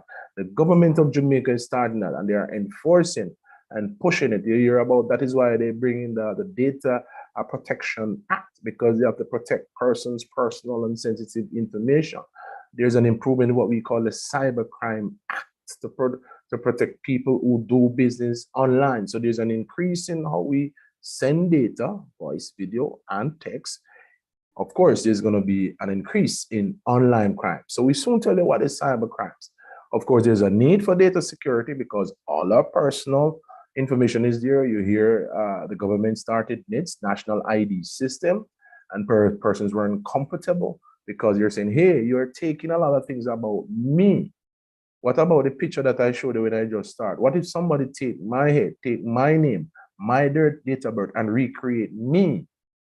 Who protects me? That has been happening. Where we sit at CTAC, you see persons with 10 different driver's licenses, 10 different faces, all kinds of information, because everything is in cyberspace. Right, so there's a need for the protection legislation, which is already enacted and is now being, in effect. So we see digital crimes, which is cyber crimes, which is online crimes, computer crimes, of course, which is the desktop computers, and mobile crimes. So it's unattached, it's not wired. So our smart devices, we walk around, it's wireless, right? So those are three broad categories. So what exactly is a computer? We say that already, won't spend too much time on it. It's a digital device, execute a program, an algorithm, it follows instructions. So you type A, it outputs A, right? So whatever you put in, you get the result. It has a storage capacity. We tell about increasing storage already. We have now SD cards, gigabytes and terabytes and zettabytes of information. A lot of things can be stored. And of course, the example is like your mobile, your smartphone, your tablets, your desktop, gaming console, all of that. How did we get to where we are? It's a consistent evolution. So what exactly is cybercrime? Cybercrime is illegal, it's unauthorized access, use of a digital device to facilitate a traditional crime. So the murder, the human trafficking, whatever, all the traditional crimes that we're used to have now shifted into cyberspace. So let me tell you what is cyberspace. Categories of cybercrime, it can be a target. Your phone can be a target. They can use it as a tool to commit a crime against somebody else. Or incidentally, it may just be a part of a group of computers that may want to launch an attack. Let's say the Jamaica Constabulary Force database system, the government national security systems, all of that is possible. So they classified it in two things. Either it's a straight cybercrime or it's computer enabled. So the straight cybercrime is the online crime, the hacking. You hear about phishing, and I hear about the scammers now. All of these things, they do it online.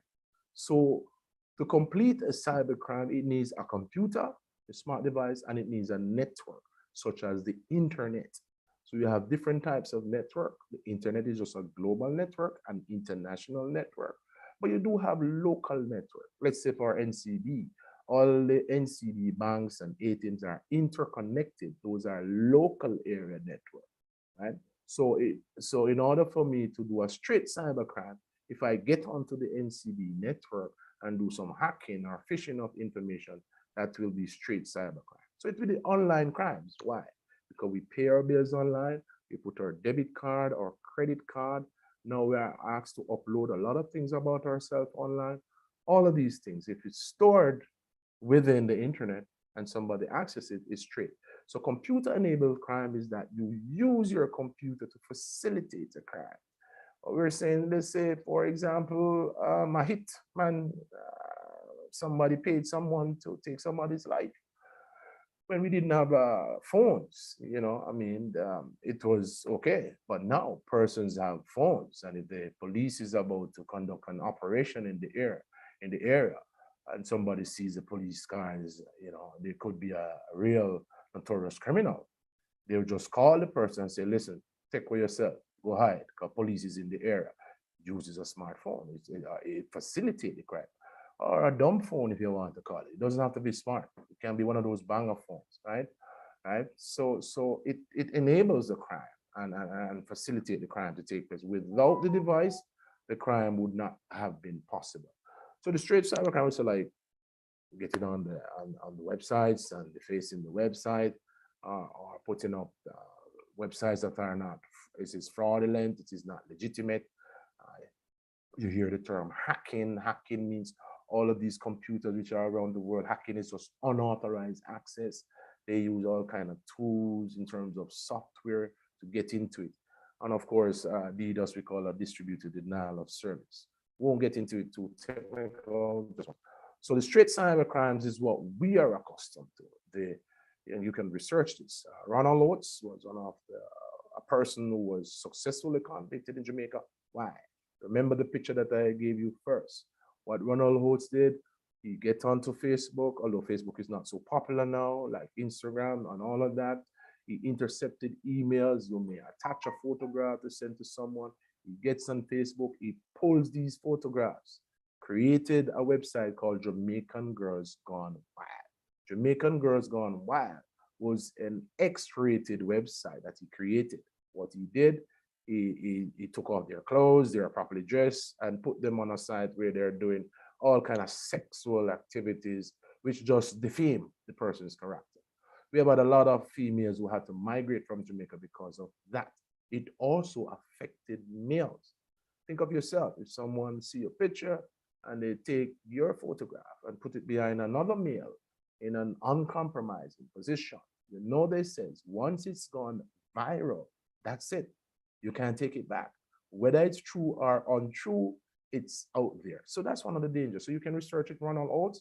He extorted, he put up on the website, that person needs to pay money in order to remove their content from the website.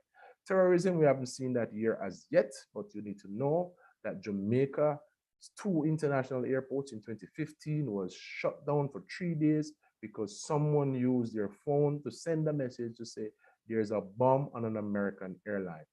Billions of dollars was lost.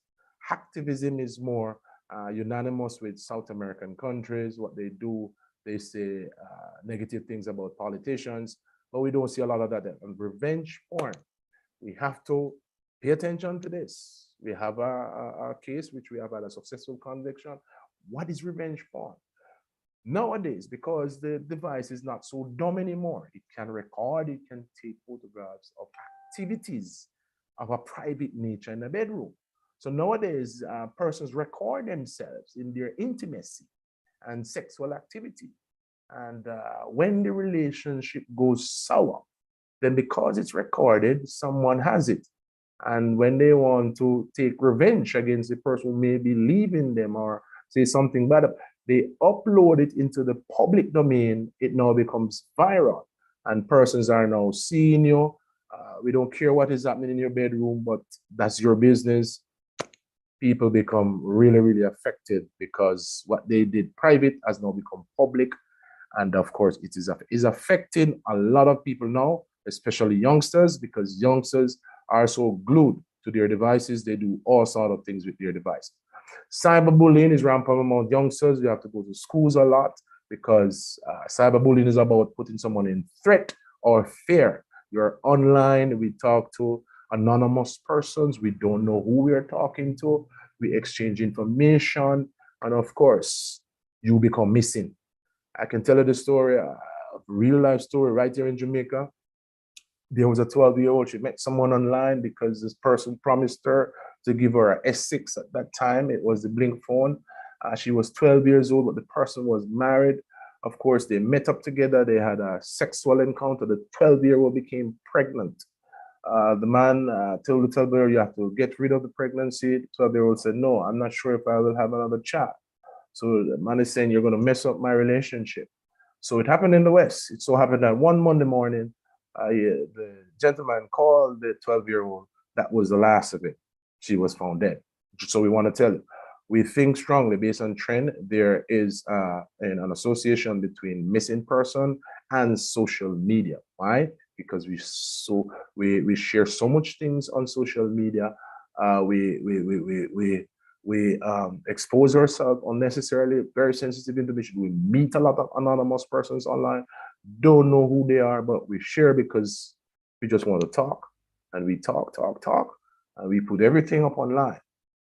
We go to Montego Bay, you put it up online, you take a picture at the hotel, put it up online and say, oh, look at me in foreign. All of these things, Jamaicans just like to showcase and show up. Not only Jamaicans, but people on the whole. They upload a lot of things online. We talk about phishing, it's not the FSIH as you know, but within this realm of things, digital, they call it phishing. But it's the same thing like the regular phishing. You have a bait, you want to catch fish, you throw out your line, you put a bait on it, and the fish grab at it, and you catch the fish. It's the same thing.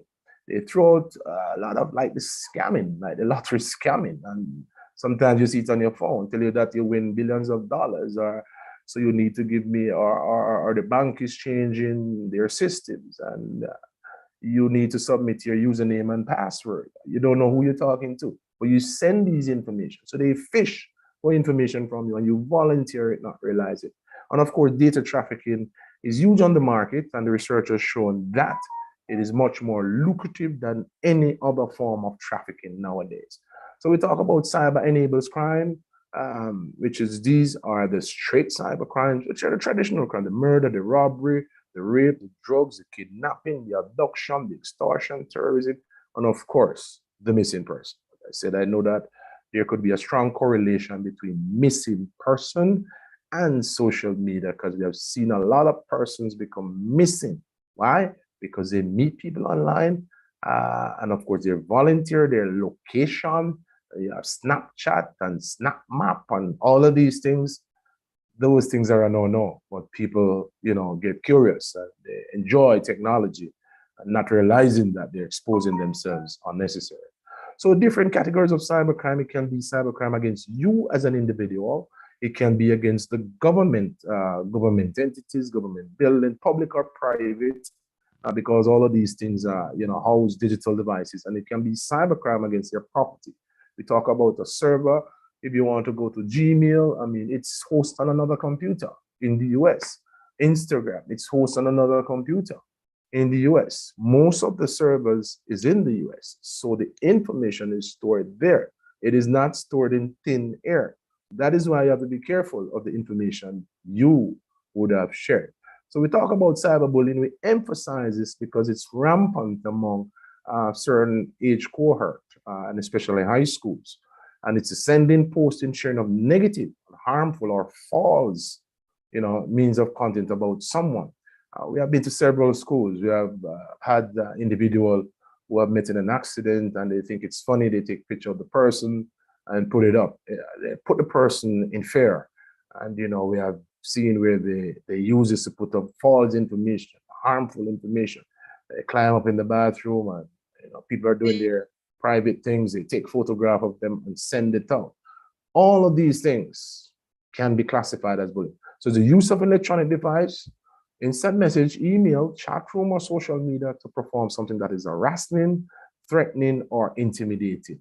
So the effects of cyberbullying, it can cause depression, and you would have seen it all over the globe. It can cause someone to become lonely.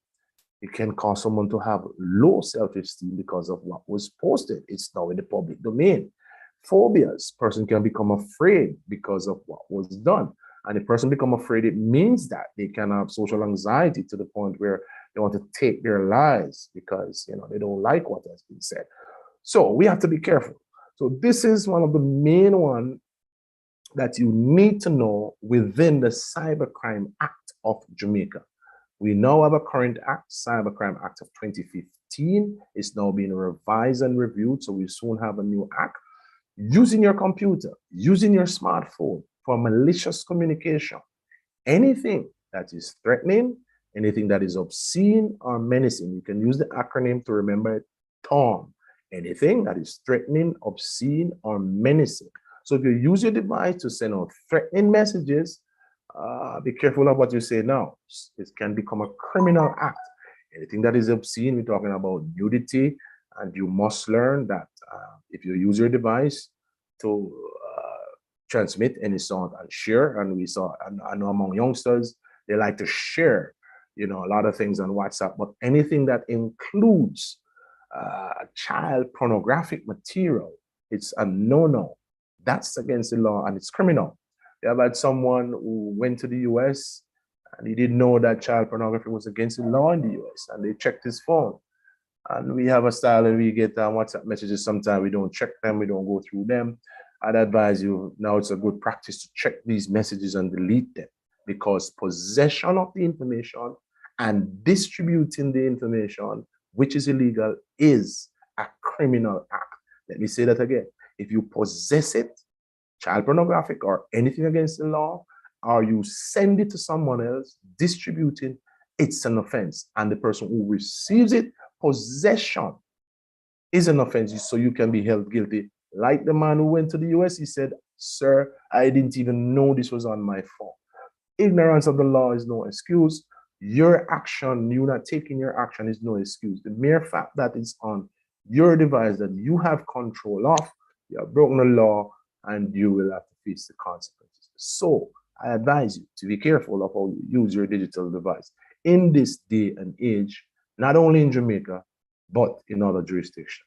So the impact of digital crimes is significant. Of course, we use all sorts of digital devices now, smartphones, computers, all kind of social media platform. All of them is just capable to be used to do things that are not nice, criminal activity, and of course, it's part of what we call part of our laws now. So I know you have heard about the dark web, the dark nets.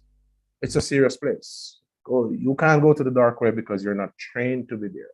The dark web is like the regular net that you're in, the World Wide Web. But in the dark web, all sorts of criminal activities go there. Drugs, guns, and all of that. Unless you're trained to get there and you have that criminal mind, then you can get in. So the criminal will classify themselves as black hats because they're doing things that are bad. Don't know why we always use black as negative things, but that's for another discussion. The gray hat is in between. Sometimes you're good, sometimes you're bad. And the white hat are always on the good side. So the dark net and the dark web. Dark net is a network of computers that operates on the dark web.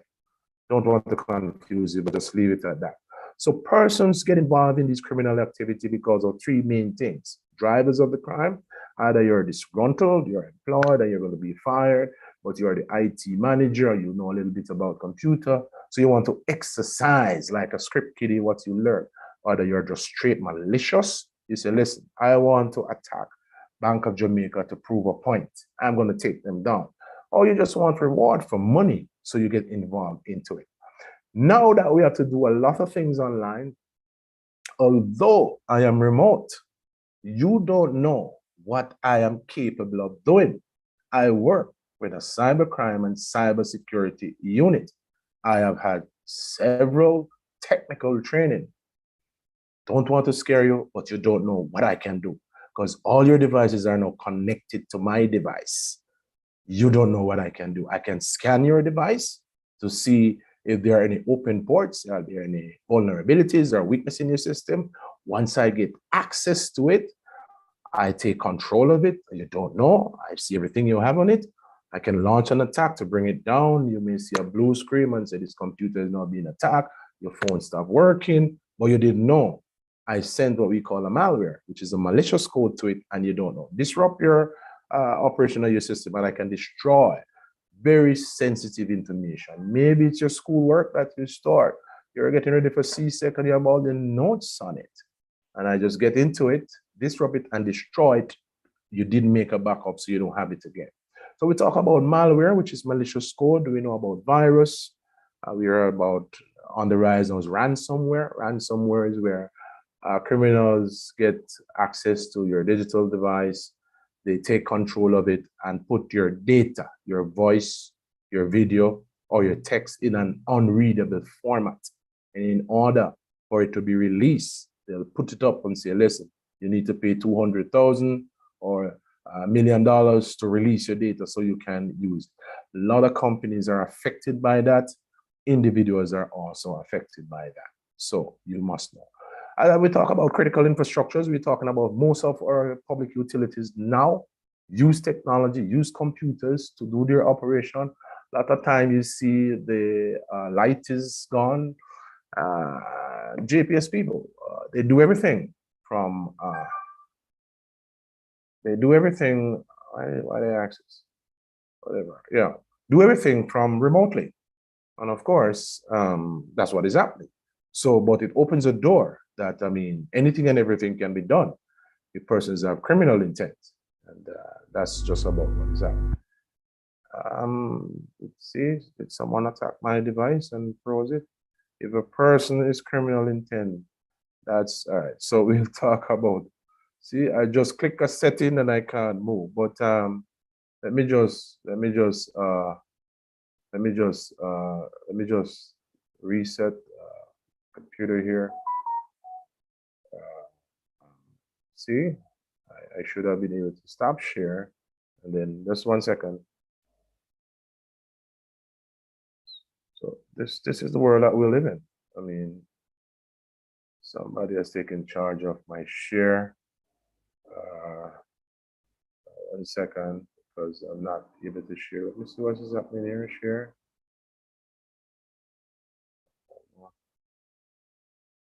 Oh wow. Mr. Minto, you still there? I am, sir. Okay. I'm trying to find out. Okay, are you seeing that screen? Yeah, I'm seeing your screen still. All right. Are you seeing that? Yeah, you're in slideshow now. Yeah. I was just attacked temporarily, but I was able to overcome that.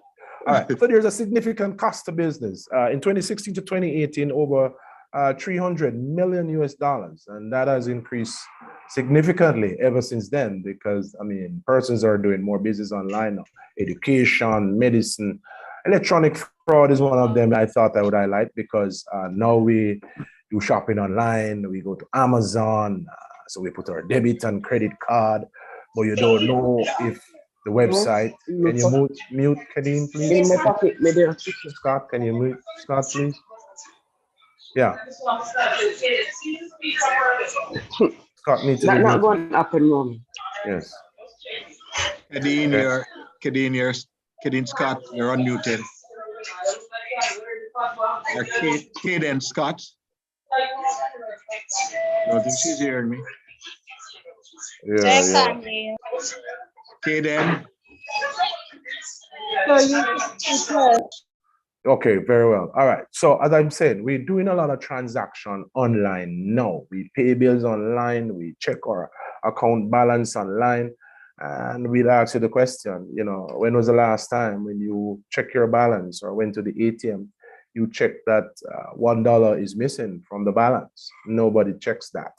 But within the banking environment and financial environment, the teller takes $1 from a million account, or that's $1 million with ease. So we see where these organized criminal activity are now being funded, and you don't even realize that these things are happening. So we talk about third-party fraud. Persons know what is happening in the financial sector, knows how much money persons have in their accounts, know the accounts that are dormant. And even myself, I work at cybercrime, and I was a victim in the sense that persons went to the ATM and withdrew funds. There's a problem with the banking system, but that's happening all over the globe because this is the way of life that we choose. So third-party fraud, what they do, work with insider, get access to your account, take control of the account, transfer the funds, and ask somebody to withdraw the money, and all parties involved are rewarded for the action. So the statistics will show that the most prevalent is malicious communication, as we show you. Use your computer for malicious communication, anything that is threatening, obscene, or menacing. And of course, child pornography is one, and it goes on. So it's for you to get a hold of the Cybercrime Act. Ignorance of the law is no excuse. Know the law, because if you break the law, there's a breach of a criminal act. In fact, the law enforcers will take action. So as I said, regulation, there's no regulation with the internet. Content can be uploaded from anywhere and everywhere. I have the capabilities to create a website from where I live, and I can put in your username and password or your credit and debit card information. But when I launch that site on the internet, how do you know the difference between it and the real NCB site or BNS. You don't know. I can create one that look exactly like it. And then when you put in your card information, I just withdraw your funds and you don't know. So content, people, pornographic material, naughty material, malicious material, it's unregulated and people can just do anything. So we are all exposed to these content. And of course, it can become very dangerous to we as users. So most important thing is having this sort of educational session so you are aware that these things do happen.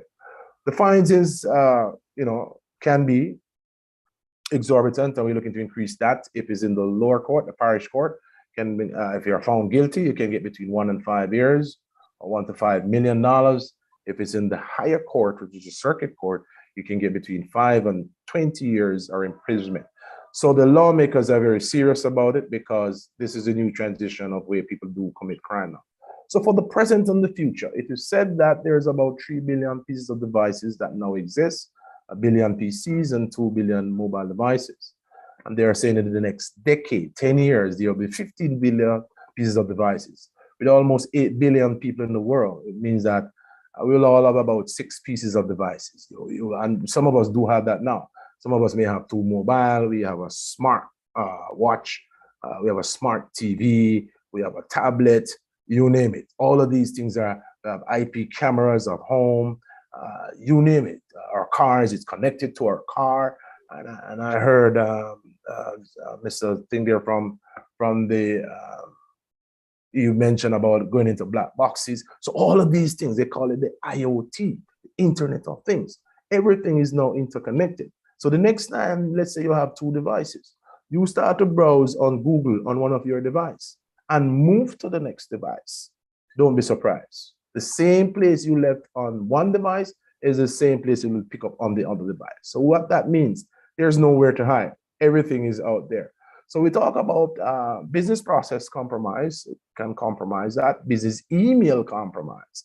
We do a lot of emails now and it can be compromised. We talk about the IoT, Internet of Things.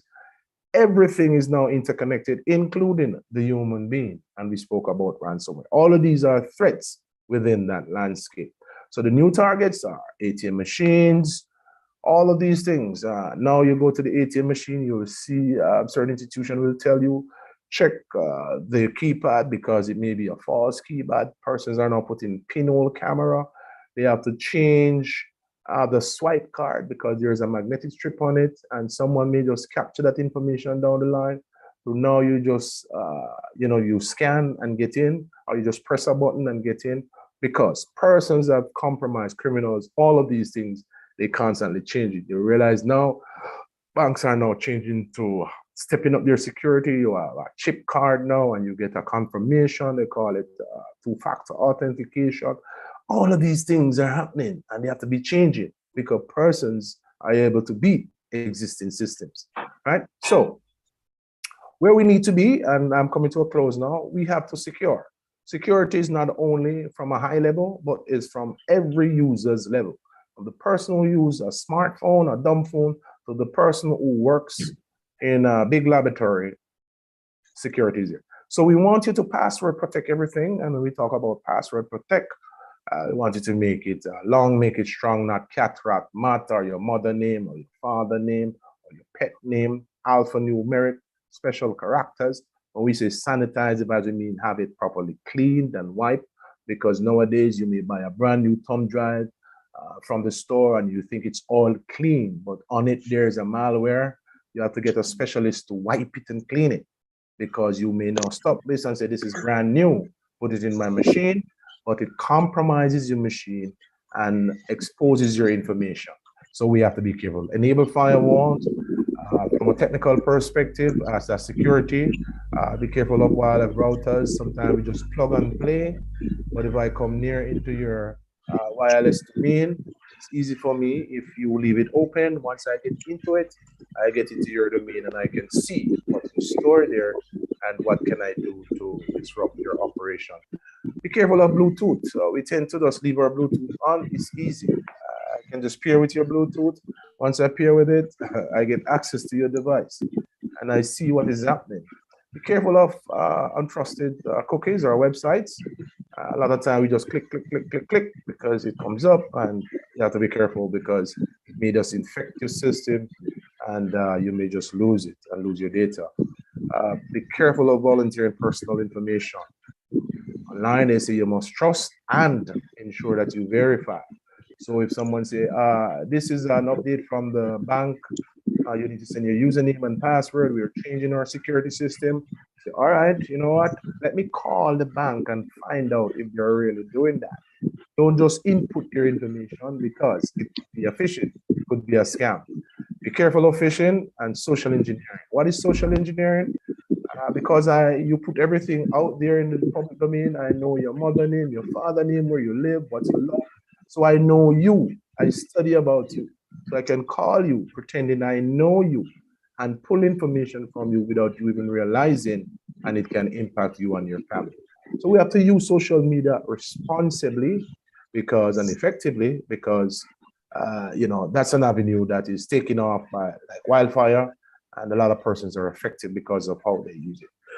We encourage persons to develop effective cybersecurity policies and risk management. We have to monitor every person as a user because they are the weakest link in the chain. And we recommend for business cybersecurity readiness and to test if they're ready. There's constant threats and attacks from the outside, but on the inside, there are weaknesses and risks. So if they focus on policy awareness, risk management, training, and IT and compliance, then they can test themselves in the cybersecurity work. So, as citizens, you have a role to play. Government have a role to play in this digital environment. The court system, the prosecution, the police, all of us have a responsibility to ensure that what we do on our digital device, from wherever we are in the neck of the woods, whether in Jamaica or outside, we have that responsibility to protect the Jamaican digital environment. All right? So just let me show you this cartoon while I come to a close.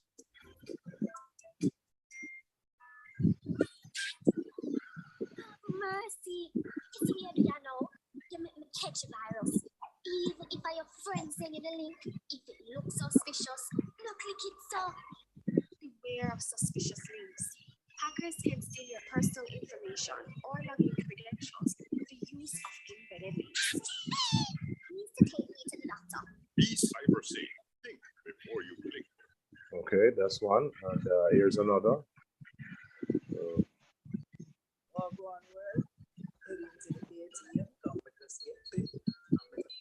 Fresh clothes and new shoes and everything after that I got spicy. Well, So you need to tell me so you're going to show all your followers the debit card information just like that. Never display personal information such as credit card numbers, debit card pins, passports, and your home address online, or send it to anyone on social media. Be cyber safe. Think before you click. Okay, so we want you all to be cyber smart. Digital technology will fail, any one of them. Your computers, your phone will fail. It's vulnerable, it's weak at some point, and you don't even know that persons are constantly checking to see where are the weak points. We recommend a backup plan. I know we're in almost going to cashless, where we do all payments. We see links and all of these things coming online on stream. But if you can have some hard currency, put it under your mattress or somewhere, I'll tell you that, try to do that. If you realize a lot of times when people get paid and all the ATM machines, we can crash the system and everybody go at once. It can crash. So we have to be careful. Can you imagine you have a bill to pay and because of the system is down, you don't have it. We say trust, but you need to verify. Always read before you download or install any app or software. So I know a lot of apps and software, it gives you a disclaimer. And then you say, I'll get into your phone book, your all of this. And you say, listen, I just want WhatsApp. I don't care. And you give them access. Well, you're at your own detriment. So you do that. All right. So this is the final one. Before you click, we want you to focus and observe. Investigate if you're not sure, and be focused, concentrate on what you're doing. Ladies and gentlemen, thank you very much. That's my presentation to you. Over to you, sir. Yeah, thank you, Superintendent Williams. You Yes, can just sir. switch back and make me host in the meantime. But we're going to, I see quite a bit of comments are Yeah. coming in the chat, but we're still going to facilitate a few questions, and I'm reminding persons that this presentation will be on YouTube that you can rewatch and share the link with your families and friends right around the world. But we will take a few questions to our presenter, and then we'll have one session left, which will be from Sissoko, talking about sexual offenses. So please don't run away, leave us. We are still projected to be ending around about midday. Any questions for our presenter? Whilst Sir Warren, please remember to make me back host. Someone, yeah, I did. Someone say, class of 83 are watching. Oh, wow. That sounds like one of my classmates then. I want to recognize Lieutenant Colonel Marlon. Lieutenant Colonel Marlon Philip Case, Reed. who has joined us, one of our senior officers. I remember when I was but a cadet back in the days at 14, 15 years old. He was one of our officers that guided me. I saw him join. Just want to recognize you, Colonel. Thank you. These gentlemen have served for decades, you know, and they have really given sterling time to the volunteerism of the Jamaica Constabulary Force. If he have, I don't know if he's in a position to just greet us. We would take a small greetings from him right after we do the questions. So Colonel, if you can, then we'll have you share with us briefly. Any questions for our presenter?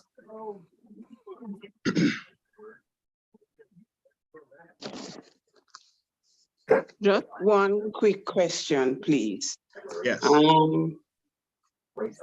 Is it safer to send information via email or via WhatsApp? And I'm talking about sensitive information.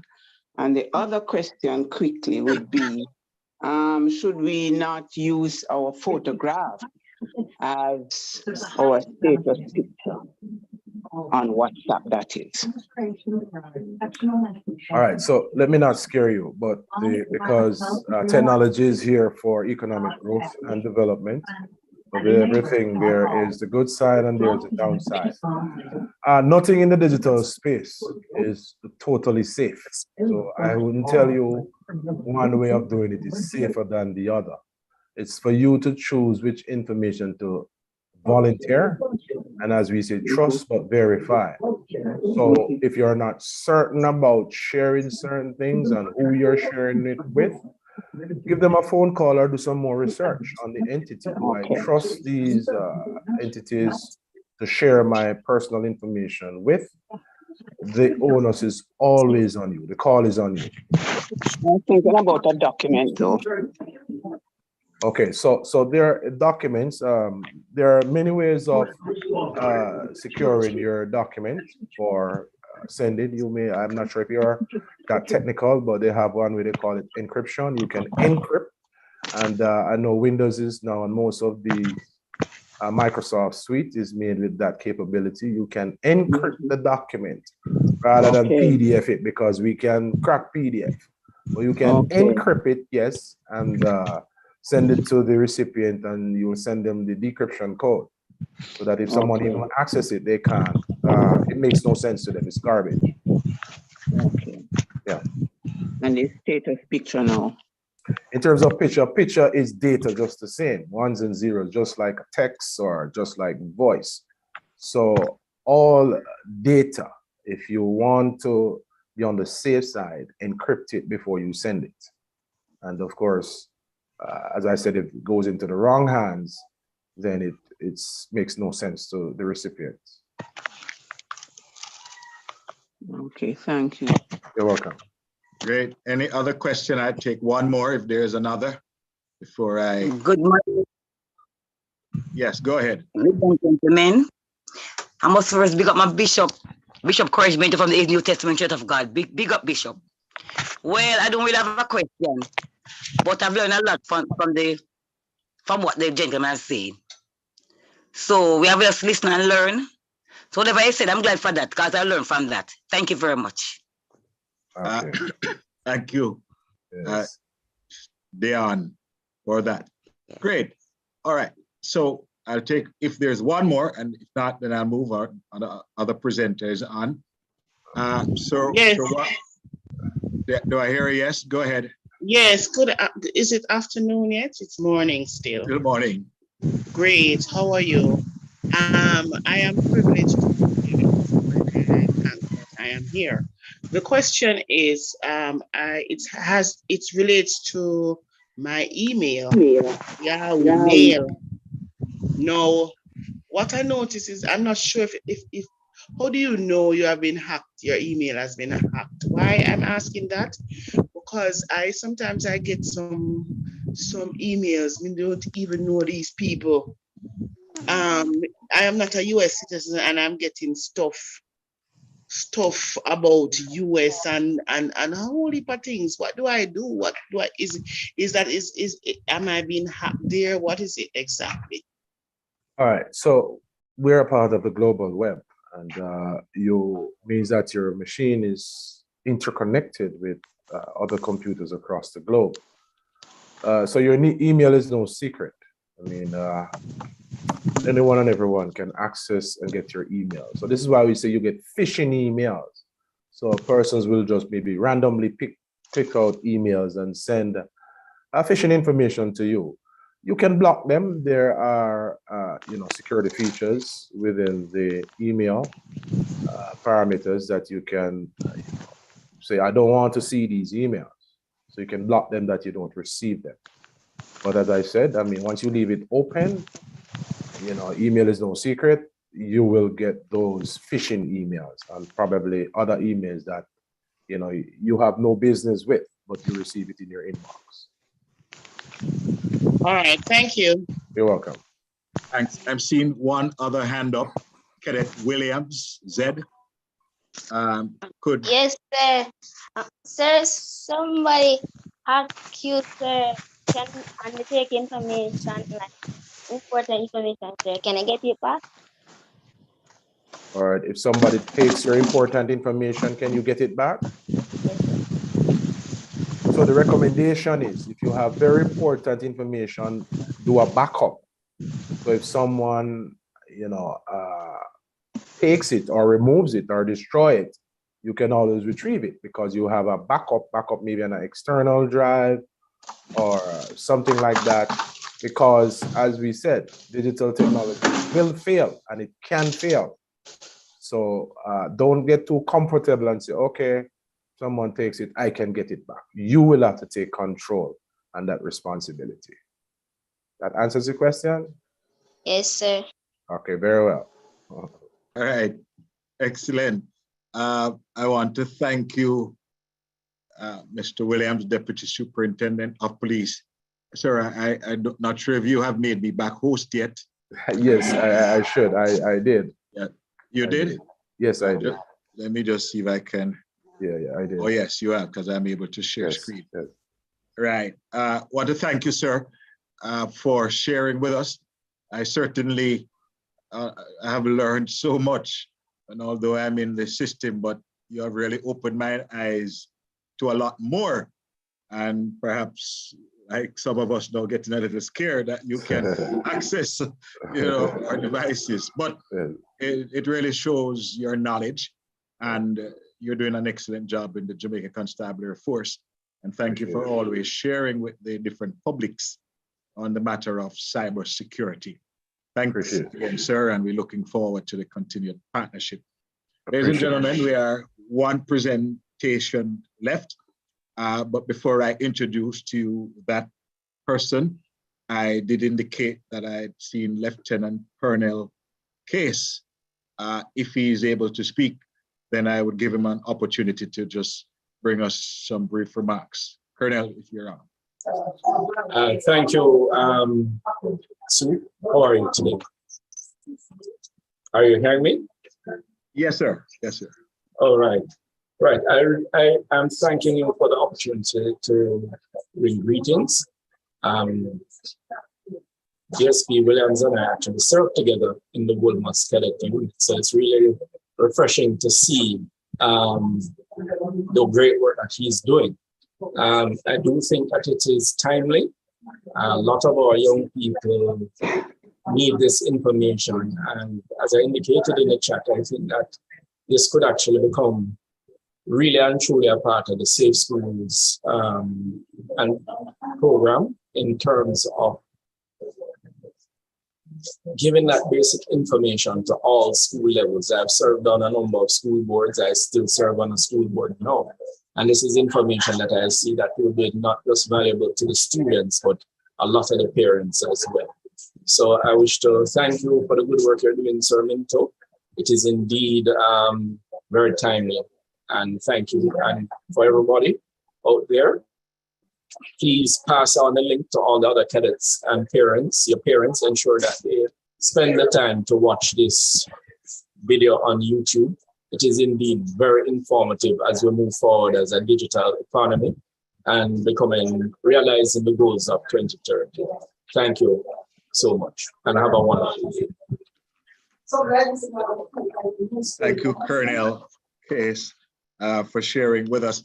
Ladies and gentlemen, I'll use this opportunity once more before I put on the final presenter. If you're a parent, if you are in private sector, if you are not a member of the cadet force, we're extending an invitation to you. I'm a police officer, for those who know, and I'm still serving in the cadet, and I've been a cadet from I was high school. So we're extending an invitation to parents to volunteer to be part of this prestigious and noble organization and to serve in a volunteer capacity, whether at an adult rank or at the gazetted officer level from second lieutenant upwards, right up to brigadier. So we're extending that. Their applications are online, but you can just reach out to any one of us who are on, and we'll certainly guide you in terms of the process. And it's actually much easier now than many years ago. The training programs are curtailed to allow, even depending on your where you live and your age, and we modified it somewhat so that we can get everybody. And I see Ms. Ferguson says she's interested. Please reach out to one of us.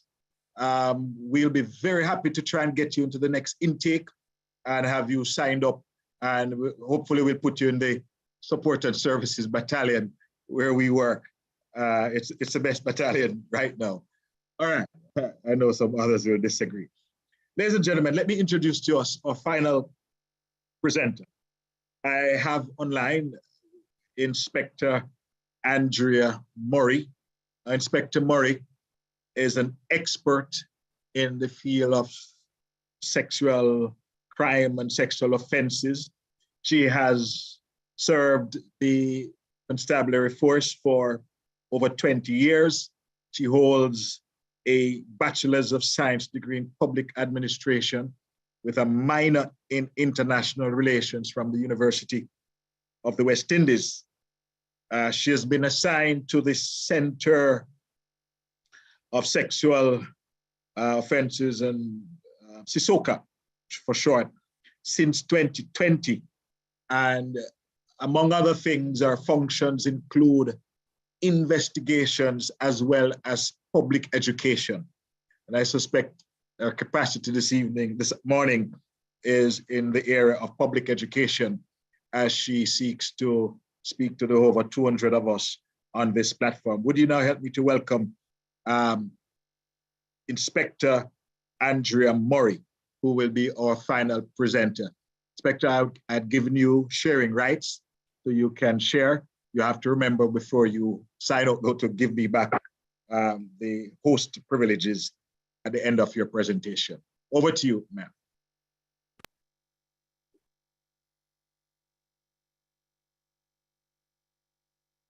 Thank you so much.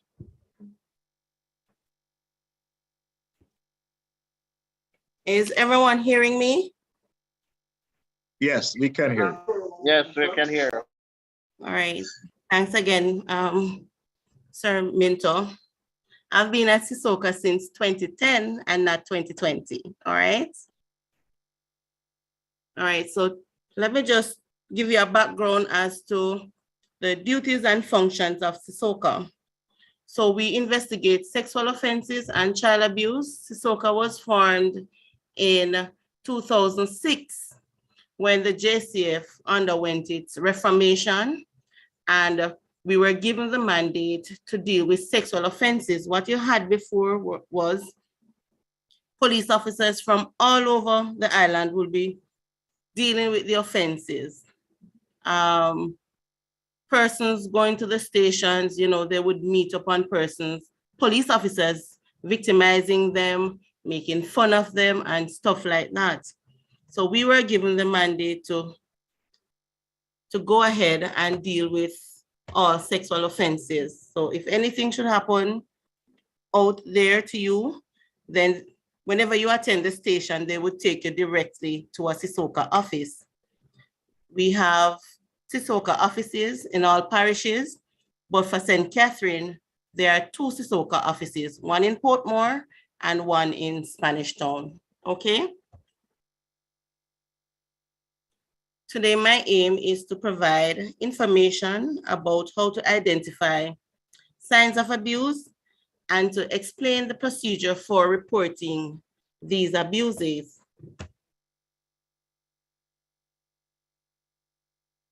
Are you hearing me? Yes, we're hearing you. All right. So the objectives are to define child abuse, to explain the different types of abuse, to explain the role of the police in investigating child abuse, to explain the role of the Office of the Children's Registry, and to discuss who has a legal obligation to report abuses, as well as to explain the procedure to report an abuse.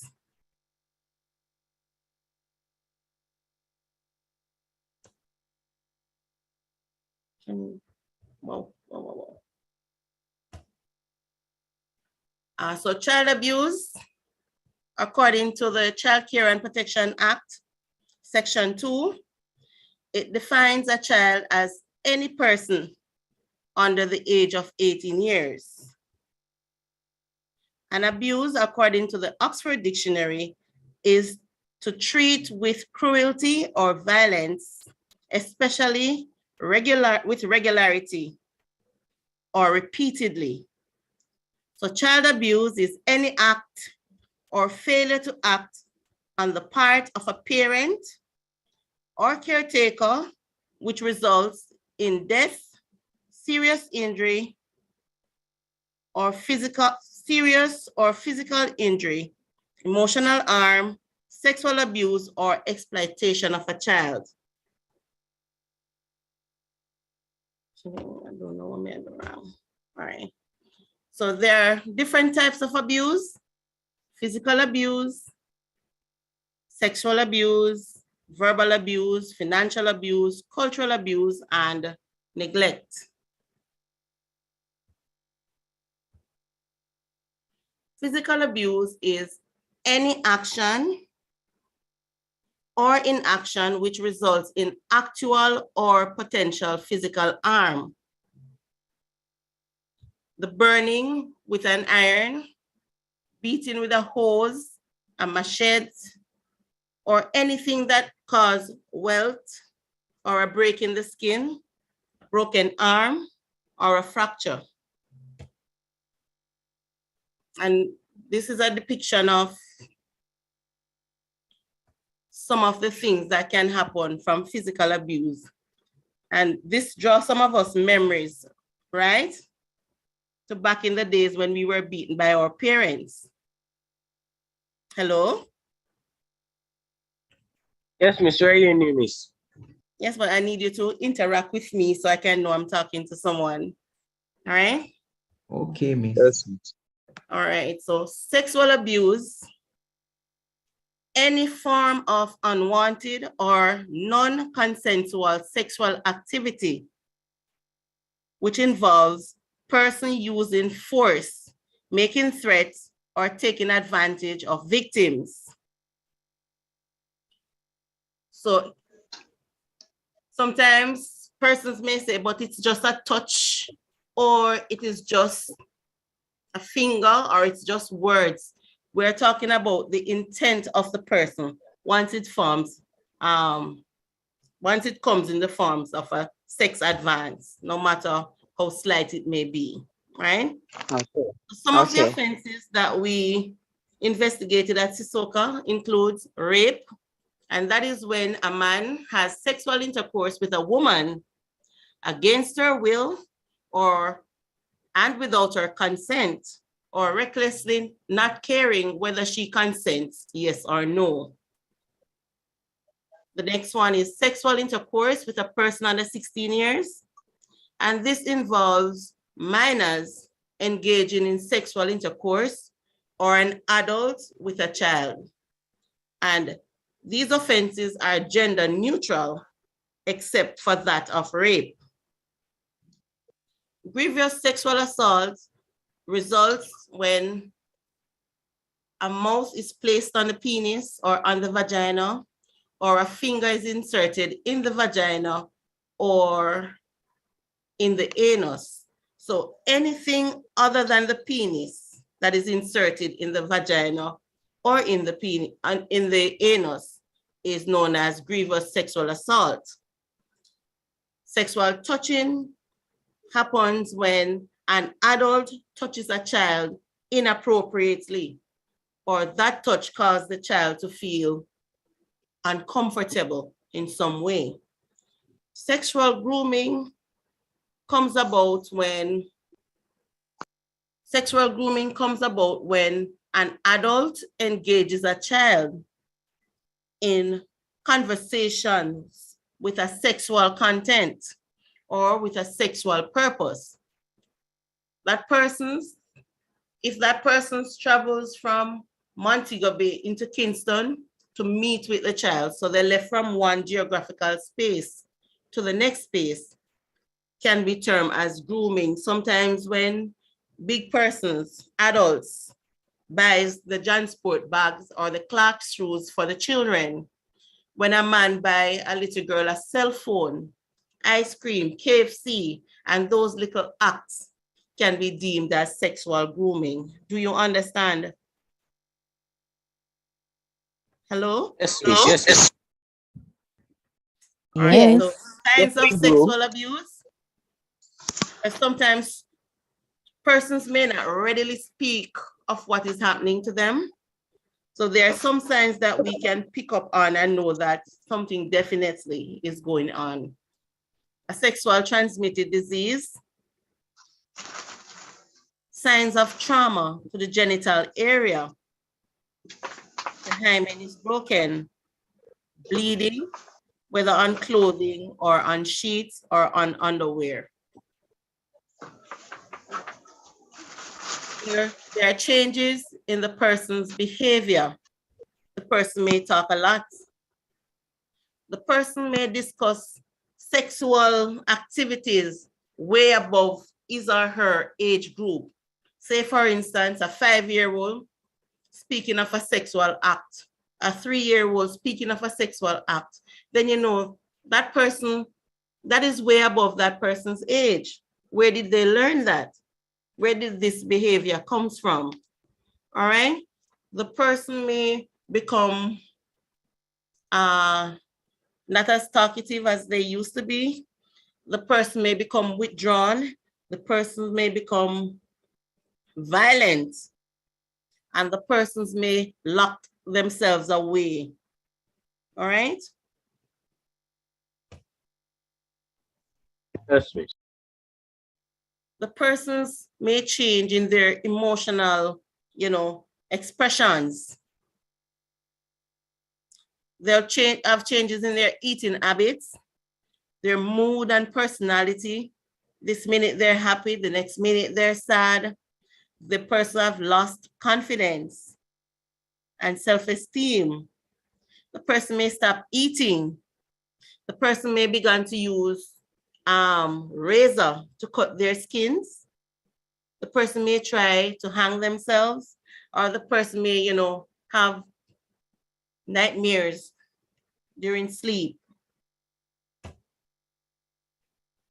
Verbal abuse is another one where, you know, sometimes we love to tell children, shut up your mouth, you're not good, you're this, you're that, you're just like X, and you're just like that, and you're worthless, and, you know, certain words that will cause them to lack self-confidence. It's an abuse. Verbal abuse, you shout all the time, your person saying, you're bad over here, this person say you're not good, there's nobody to say, look, you have done a good job, pat the person on the back, or to give the child a hug, or so forth. So signs of verbal abuse, the person now develops a negative self-image. And this is common in most of our children. They'll find they don't like themselves. They'll say words that I'm stupid, I'm not good, I'm ugly. Nobody loves me, nobody cares about me, and so forth and so forth. And this can lead to self-destruction. So the person may develop an antisocial behavior.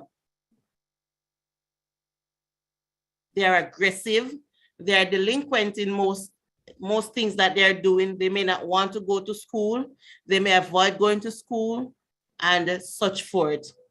And some children even has a slow growth in their development. Financial abuse, and this is common here in our country,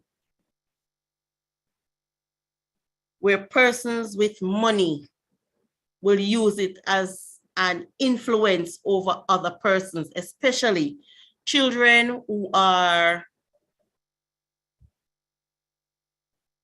say, living within the poverty region, children who may not have a shoes. To get a pair of shoes, you have to do this. And children are exploited most of the times because they have to do something to get back something from somebody. When you pass persons begging on the street, when you pass persons, you know, dependent on somebody else just to get through that particular day. So financial abuse, frequent begging, occasional stealing, non-attendance to school, frequent running away from home, and it can result in child labor. Cultural abuse. This is something that is rampant here in Jamaica. So there are different types of cultures in the world. Some of these cultures have particular practices and customs that native inhabitants are completely, to them, it is normal and it can be dangerous. And one such thing we have seen is that our children going to dance halls, no problem. Nobody have a problem with that. A man may live with a 15-year-old girl and it's not a public outcry. Remember this person, second left, person on the left, the young lady who went to the dance and was beaten by some other persons. Hello? Yes, I remember. Right. Yes, I remember. You mean Right. second right?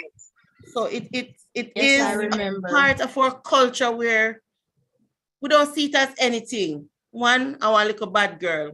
Two, a big girl, that man, she don't go to school long time. She don't do anything what she want to do. So it becomes a part of our society where we don't pay it much mind.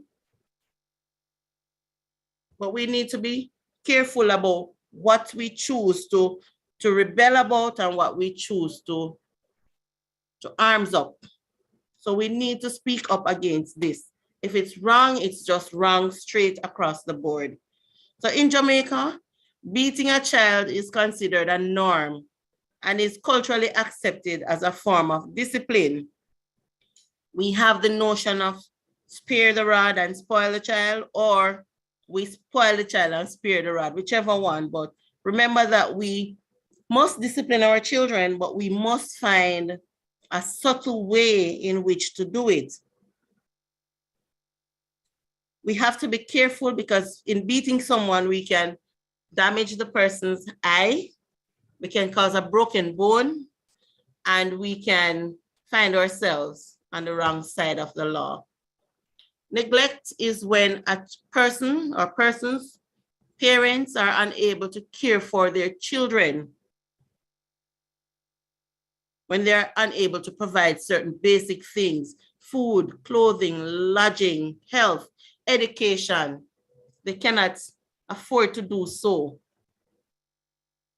So role of the police. All right, I did give you a background on Sissoka already, so I won't go through this. We work through the offices of the CPFSA.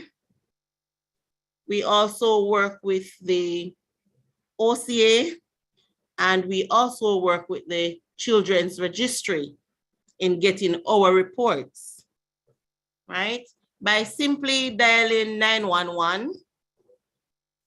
119, sorry, you can make a report through 119. You can also call 211. Please write down the numbers. You can also call 211 and make your report.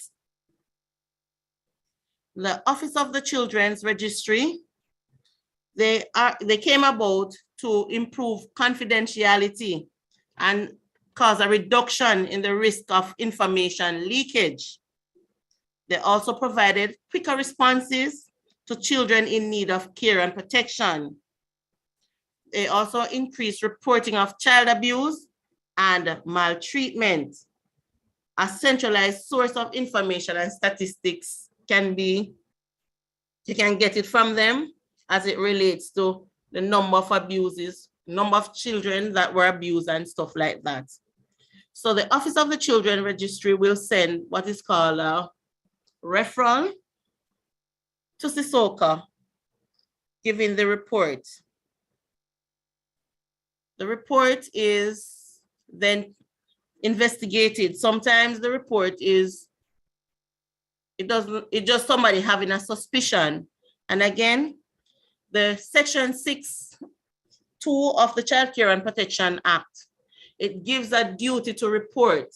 Some of the persons it lists: teachers, persons who are responsible for children, the daycare centers, the school, the teachers, the police officers, the nurses, the doctors.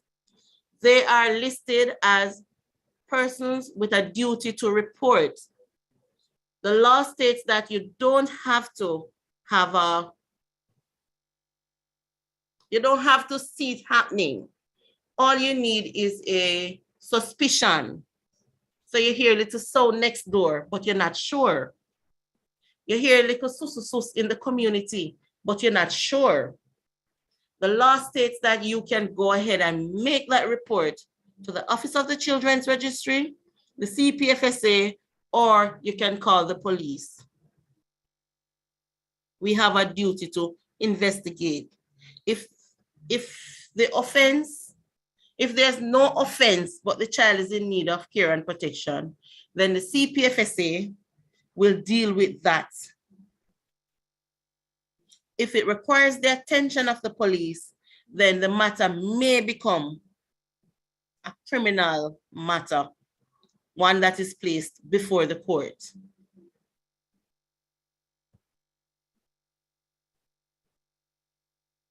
All right, and as before, I did tell you that Section 6(2) gives 6(1) and 6(2) gives you the duty to report. It has a list of persons in it who, by virtue of their employment, must make a report. Failure to do so, if you fail to make that report, you may be found and fined a sum of $500,000 or imprisonment not exceeding 6 months. And if you fail to make the report results in the death of a child, then you may be fined and confined, okay? It is an offense if someone knowingly makes a false report to the Office of the Children's Registry. But please remember, there's no offense for you having a suspicion and reporting that suspicion. All right? Understood. All right. So a child is deemed to be in need of care and protection if the child is wandering about and has no settled place of abode and no visible means of subsistence. If the child is begging or receiving alms, or if the child is loitering. So Section 9 covers if the child, cruelty to child. So it says that a person having custody, so if you have attained the age of 17 years and have custody, charge or care of any child, if you willfully assaults, physically or mentally ill-treats, neglects or abandons, or exposes a child in any manner likely to cause unnecessary suffering or injury to health, commits the offense of cruelty to child. Can be fined and imprisoned to a term not exceeding 5 years, or you can be fined up to $1 million. And sometimes the fine may impose, harshly if the person is someone in authority, say a teacher, say a person who is taking care of somebody who is physically handicapped and then takes advantage of that child, okay? How to make a report? Visit the nearest police station. You can dial 1-888-PROTECT. You can dial 119 or your local police station. You can report to any police officer you see out there on the road, or you can call SISOCA.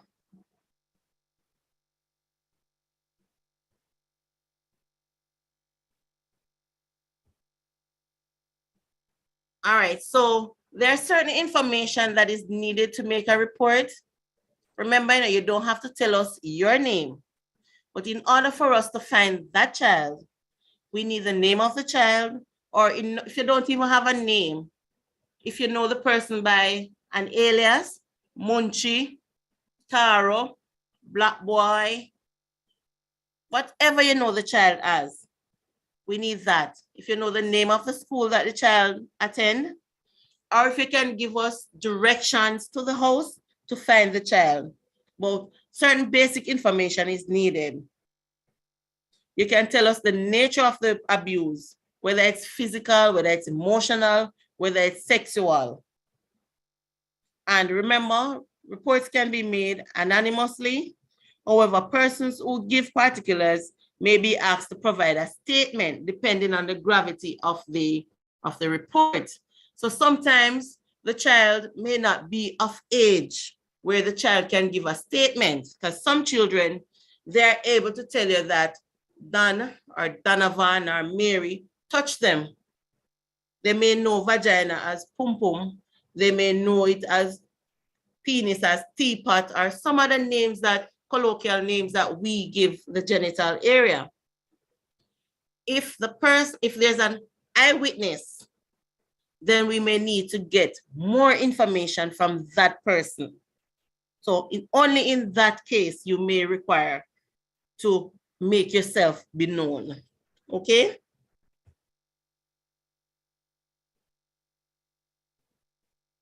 Right. All right, so child care and protection is a collective and shared responsibility. Would you agree with me? Yes. Right. We all So agree. Yes. no one person. So you can't depend, oh, Joy is a person who always attack and she nothing at the community, so make she go do it. It's all of us roles and responsibilities. And the children, they are our future. And we need to speak to them. We need to have that one-on-one conversation with them. You don't have to tell them a practical thing or go show them the practical thing, but by talking to them, by saying, look, I know you tell me this in confidence, but I have to make a report. They will thank you for it later, because sometimes we are angry at the time and we cannot see that we are being saved from ourselves. So let us encourage our children to speak up and to speak out whenever they feel they are being abused. Teach them their rights and ensure that those rights are protected. Let us protect our future and let us protect the future of Jamaica. The people, we are the most valuable resource that we can have. If there's no people in the country, then we won't treasure the sea, we won't treasure the beautiful scenery, nothing will matter because there will be no one. So let us care for our children. And if you have any questions for me. Great, thank you, Inspector. We are now at the question and answers to Inspector Murray. For those who I see one hand going up, Inspector, you maybe can just stop sharing screen. A couple of hands are going up. So if you stop sharing, yes. So let's take in this order, Carleen Benjamin and then Tanisha Turner. Carleen, would you go ahead with your questions and present? Good afternoon. I just want to find out why it takes so long when you make a report to these child agencies. Because I remember some time ago, I made a report about 2 young miss. At the time, they were 14. And it happens that at 15, one has twin and the other has a single child. And they're now on their second set children and they're just 18. So I want to know, why does it take so long when you make a report about these things? And the next thing, I don't agree with the terms of neglect being someone who is unable to take care. I see neglect as someone who can take care and choose not to. All right, let me answer your first questions, right? So when you make a report to the Office of the Children's Registry, they will have to go out in the community and conduct what is called a social inquiry into the matter, right? Sometimes, if the information is not as forthwith as how you would want it, they will have to go in search of that child. Sometimes when the children are located, or if you ask community members if anything is happening, you may get, no, nothing is happening. So sometimes the report may not go through as reported. Okay. I'm not getting that. All right, if I made a report, let me give an example, please. Let me say this. If I said to you that Mary and Tamara, who lives at X point, and I give the direction to where the person, I am an elected representative, so I know exactly where these children are. Right. And so I would have made the report because I see that the children were in danger and that the parents care less. No, those children are suffering there because my responsibility. So I'm saying the process, I don't understand what you're saying is that because I give clear information. I said, you can quote me. They said, no, I can't do that. I say, if you want me to follow you, right, I will, because the children, they were in danger, and I feel it for them now. They're not only the children that they have that are suffering, but they themselves are suffering too. I do understand, ma'am. And what I'm trying to say to you that sometimes even when persons are located, if they're giving a statement, because remember that you start from a complaint, and if they are not reporting anything, there's nothing you can do because it takes a report. If something is happening to a child and the officer, the police officer or the officer from the children's CPFSA, if they interview that child and the child is saying, look, nothing is happening to me, I am quite okay. You cannot force that child to give you a statement to continue your investigation. Okay, I get. Sometimes you may have a block. You can see it from the outside, but if the person is not saying, yes, this is happening to me, then we will come at a roadblock. Okay? Right. Okay, I understand. And in terms of neglect, remember, sometimes persons may have 1, 2, or 3 children, and they are not able to care. So you may see the person dressing up and looking good, but they are unable to care for their children. They're not able to pay school fee, or they're not able to buy school uniform. Because remember that sometimes persons donate things to people. So it may appear on the outside as if they are enjoying life or they have this to their disposal. I wouldn't say they choose not to care for their child. But then that cannot be neglect. We have to try not to be as judgmental when it comes to neglect of a child. Because it's not easy to just look at a child to say, I'm not caring for my child. That's why I'm saying that could not be neglect. The person just don't have it to take care of the child. But that's what they say. They fail to do so. That's what the definition says. Yeah, but a lot of them say they don't have it to take care of the child, and yet still they have the biggest falls there on their head. How does that make sense? And I will agree with you. Remember, that we're people, and sometimes we are selfish even towards our children. Yeah. So we may take all the things for ourselves, but we may not share with our children. Inspector, I want us to go to the. Sorry, I want us to go to those who have recognized, so that we don't, detain persons longer than usual. There are 4 hands. There are 3 additional hands. We're going to take them in this order. Tanisha Turner, Javid Williams, and there's a JD. Let's take those 3 questions, and then I'll hand back to me.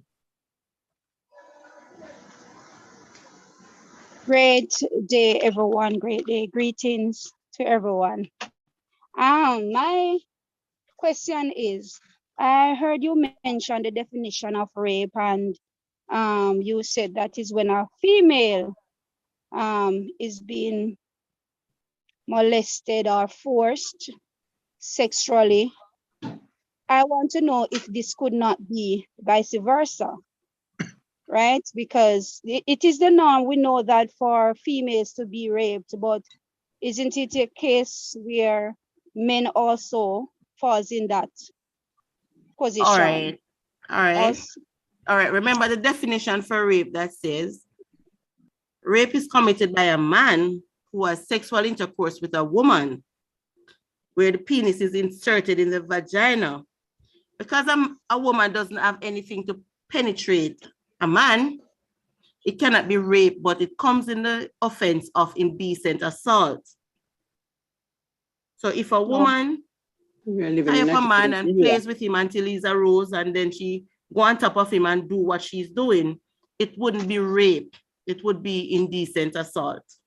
Oh, do you okay. understand? Okay, so there's a definition. Okay. Right. Difference between a rape. Okay, all right. My next question is, we talk about abuse for our children, and the law officers, to be exact, they are here to enforce and ensure that our children are not being abused also.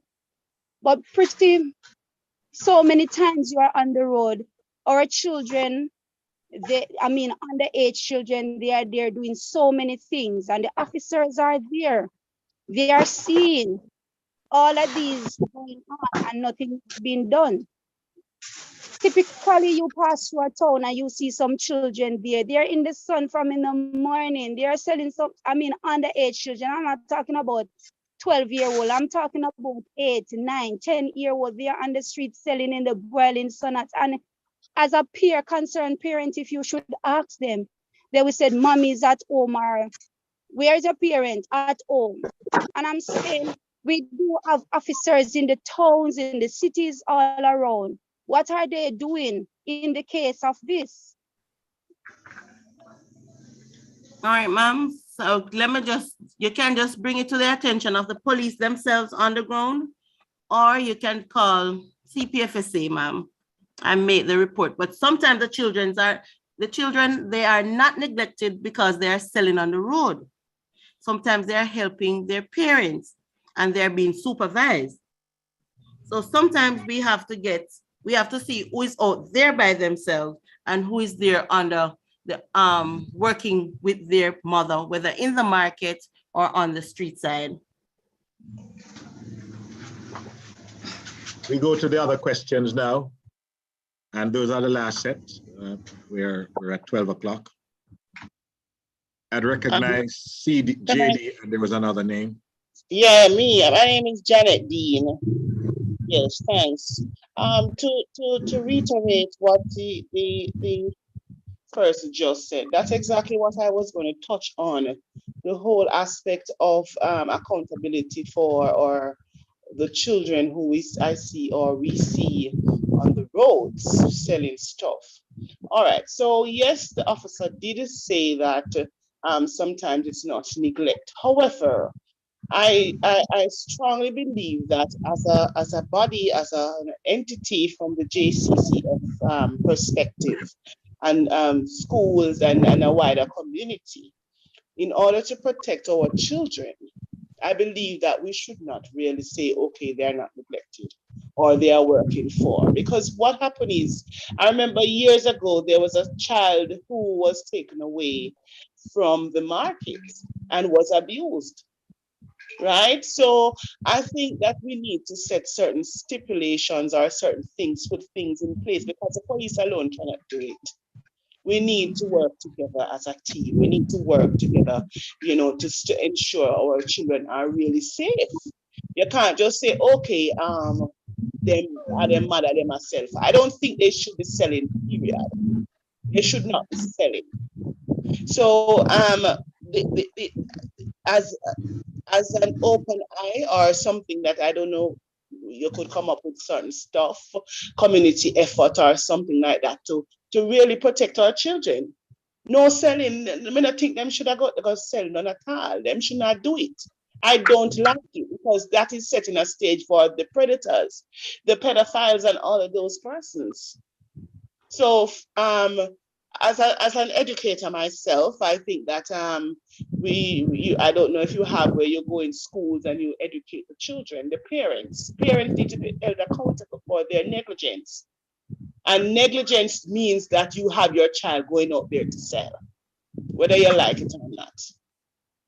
All right. So in Jamaica, under the labor laws, once you reach a certain age, you can do some work. For smaller children, the work should not be strenuous. It should not cause any physical damage on their body, and it should not prevent them from going to school. But our law does allow, some children to assist. If it's in a shop, then like to lift flour, to take flour from off the counter, to take to the storekeeper or something like that. They shouldn't be doing like carrying cement or mixing cement and taking mortar and stuff like that. They should not be doing that. Right. Thank you. There's another hand. There's another hand. Sorry, I have to move on. But just to help, it's called the law allows for light work. Right. That's the only comment I'll make. But there's a law that allows it. So unless the law is changed, then children are allowed to do light work. Ms. Ferguson and Ms. Jones are the two last questions, two hands I see. Please make your question short. We're at good afternoon, everyone. You're able to hear me? Yes. Yes. All right. So To the person from Sissoko, very good presentation. I enjoy the definition. I actually appreciate the definitions that you gave.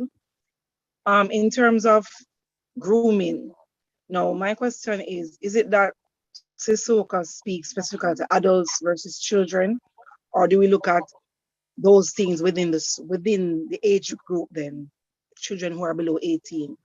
So all right. let us say for argument's sake, you have 2 minors, because we call them minors, right? Yes. And sexual, some inappropriate behavior happens and a report was made. What happens to those children? I know that the police would come in and do their investigation, but do we keep the 2 children in the same school setting, or do we pull one? What is the procedure that you do where that is concerned? All right, so we have a program that is called the diversion program that seeks to keep children out of the court system. It will expose the children to counseling once it's 2 children who has committed the offense, right? So they're not pulled they're only pulled if they're in the same household, but they're not pulled per se from the school. But if they're within the same household, say a brother and a sister, one has to go somewhere else to live. But they can be in the same community, but just not the same household. Okay, that I did not know. All right. Why I'm asking is because I had a case where I had 2 minors, and the young lady made a report, but then when the police came, they did their investigation, but she actually stopped coming to school because the young man was still in the space that she was in. So this is why I'm asking. That's why I asked that question. I didn't know about. We were wondering why the police won't pull the person, but the parent can do so if they wish to do. Oh, okay. All right. We have one final question from Marvet Jones, and then I'll put on our Major Lumsden to do our vote of thanks. Marvet, would you go ahead with your question? Thank you, sir. Miss Murray, good afternoon. On average, how long does it take from reporting the abuse until actual action from Sissoko, the actual, whatever is not Sissoko anymore, yeah. The action, how long does it, on average, how long does it take? Well, the action takes immediate effect. Once the report is made, the investigation commences. If the perpetrator is found, a question and answer interview is done with the person and the matter is placed before the court. When it goes before the court, it can take as long as 3-4 years sometimes, and sometimes a little longer. But once you make a report to Sissoko, the investigation commences immediately. Thank you, Miss. You're welcome. Thank you, sir. Thank you. Ladies and gentlemen, thank you. Let me just thank Inspector Murray. I know there are perhaps other questions, but we've been on since 9 and we're 10 minutes. We're doing very well, 10 minutes beyond time. We have just one last thing to do before I close, and I'm going to invite our commanding officer, Major Clifton Lumsden. He's traveling. I hope he's able to hear us now, and he will do our official vote of thanks, and then we'll wrap up. Major, over to you, sir, if you're able to hear me.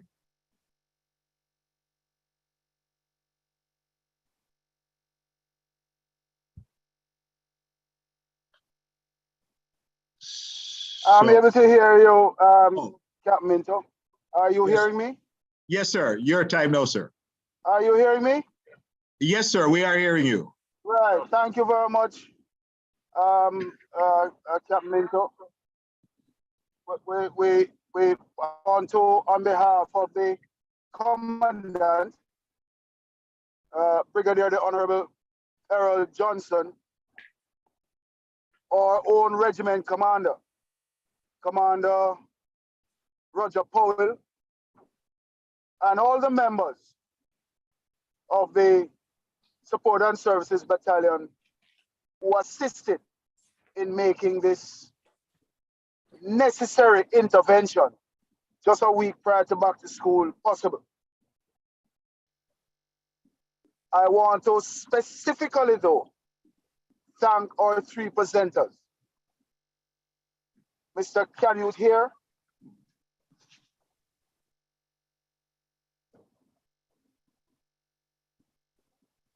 Mr. Warren Williams,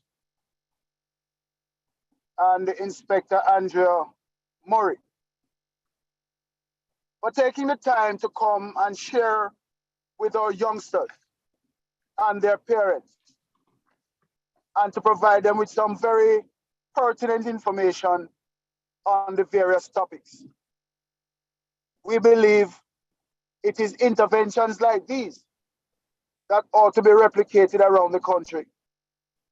And we at the Support and Services Battalion are very happy that we could play our very small part in educating all the participants. I gather that we had over just about 230 or so persons online at a point, and we had catered for about 300. So I believe we did quite well in terms of the participation and the attendance to listen to these very important lectures having to do with road safety, having to do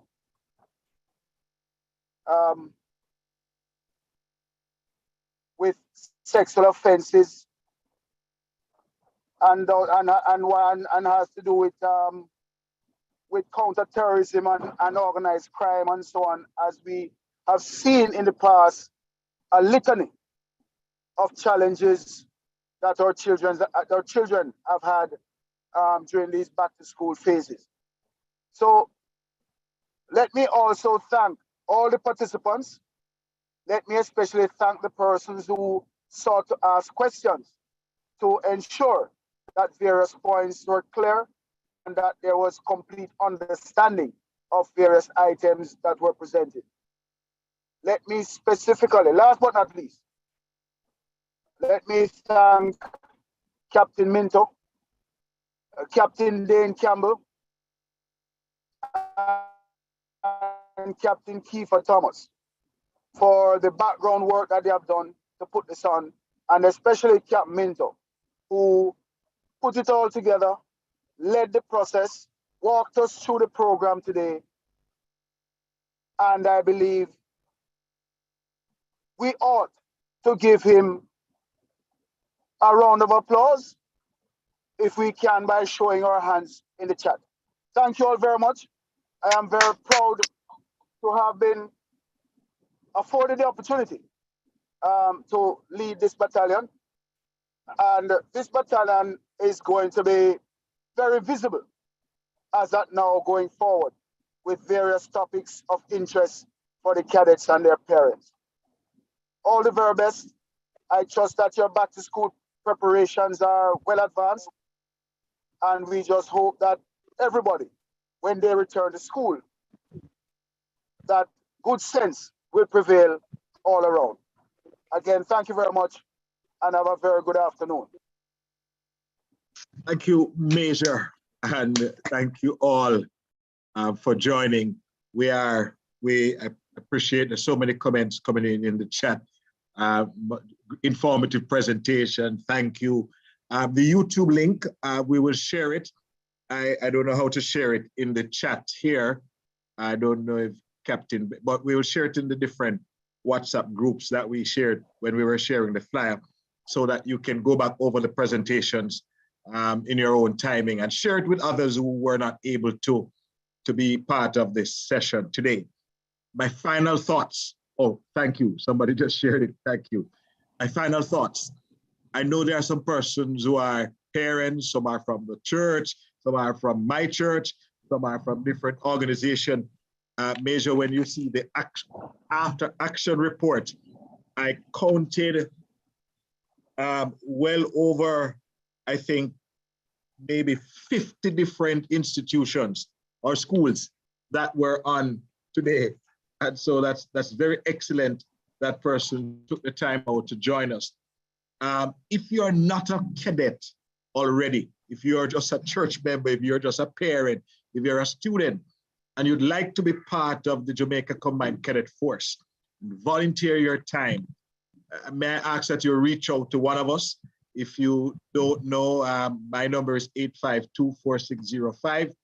And I'll direct you to who you can speak with. 876, let me put it in the chat. 876-852-4605. Captain Minto, you can also put my number in there, 836 5600.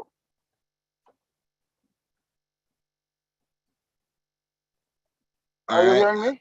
Yeah, go again, sir. What's your number now? 836 5600. 5600. Right. And I don't know if Captain Campbell is on. He should probably give his number out too, if he's still on.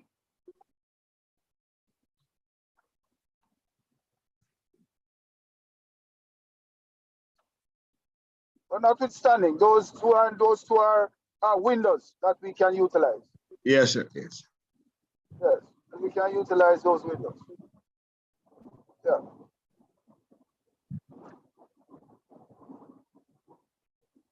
All right, so I've shared Major Lumsden and Captain Minto. If you contact us, we will connect you to the right persons and fast track your applications and get you in. We're building up the support and service battalion. I told you earlier, it is going to be the best battalion.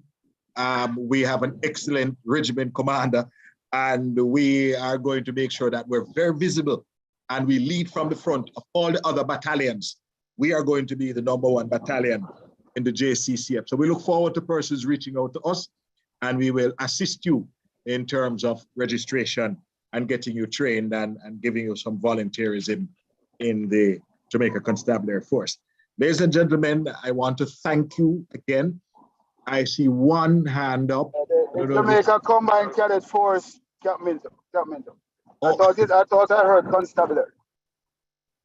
But that's fine. You can recruit for the constabulary force as well. My apologies, sir. Sir, Jamaica Combined Cadet Force. And I'm saying you're allowed to do both.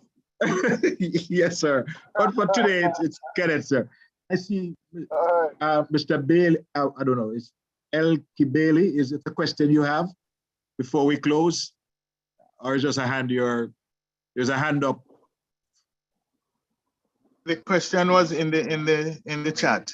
The question for the volunteers: is there an age limit? Oh, Major, could you address that, sir? I don't know. Put in the application. We'll do an assessment. Okay. Because we have specialist entry officers as well that would have come would come in to do specific things that we can commission at various age limits. So if you're a specialist and you have a special skill, yes, please, and you want to share that skill with the cadets, then let us know, and as a part of the application, and we will consider the application. Okay, thank you, Major. May I just say, colleagues, that my wife, who is a registered nurse at the university, is also a cadet officer. She's a lieutenant. She went through training, and my entire family are pushing it. So it doesn't matter what your discipline is, especially if you have a particular discipline, we can come in on what we call a short commission, and as Major said. So we want everybody. And perhaps if there are any recruiting questions now, before I just do a benediction and close, is there any other questions surrounding, the process about cadetting that we can assist you with before we close? Anybody else? No? Okay. All right. So if there are no other questions, you can just reach out to us. Hello, Captain. I'd asked a question. I haven't seen it answered. Could you just repeat it for us? If elected representatives are allowed to join the cadet? Elected representatives are actually in the cadet force. However, when they become elected, we ask them to take a leave of absence for the period they are elected. Okay. So thank you. We have elected persons, but when they become elected, we ask them to take a leave of absence for the period they are elected. One of the things is that the cadet force mirrors largely our parent company, which is the Jamaica Defense Force. And so we are guided by a number of things, and they are our parent body, really. But I think Major answered the question correctly. And so, if you have an interest, speak to us, outside of this meeting, and we'll direct you to the relevant persons. Lance Corporal Miller, Jay, you have your hand up. Greetings, Captain. Sir, my question is, sir, like if when you finish school, sir, and you join as a sergeant, you can just transfer over in JDF, sir. Go on, sir. Could you just repeat a little louder, because I want Major to hear in case I am not able to answer. After leaving school, sir, and if you join back as an applicant, sir, if you can just join over into JDF and do both. Major, you can answer that for me, sir. Yes, we want to accept cadets who have left school. As a matter of fact, we are going to start a program now where the cadet force will take a register of all the cadets leaving high school and then make an overture to them to become adult volunteers. So we are going to be engaging on that program, and so I'm saying if you are willing to continue to serve as an adult rank or an officer, wherever you want to serve, just make contact with us so we can start the application process, and so you can be directed into the area best suited for you. Great, thank you. Thank you, Major. And you have my number, you have Captain Minto's number. Call us and let us get the ball rolling. Excellent. There's a question about website. If you just Google JCCF or Jamaica Combined Cadet Force, I'm sure you will see it come up, and you can get additional person who wrote that, Kadian, in the chat. Somebody says, is training on a weekend? Some are SDA, could we be facilitated? I couldn't answer that in terms of the training. But like I said, I do know there's a lot of flexibility now in terms of training, but I wouldn't be able to speak definitively on in terms of physically and virtually. Physically and virtually. So there virtually, right? So there should be no issues with persons of various denominations. We want to be inclusive, and we don't want to be exclusive. But I cannot ignore the fact that most of our activities take place on a weekend, and that means from Friday to Sunday.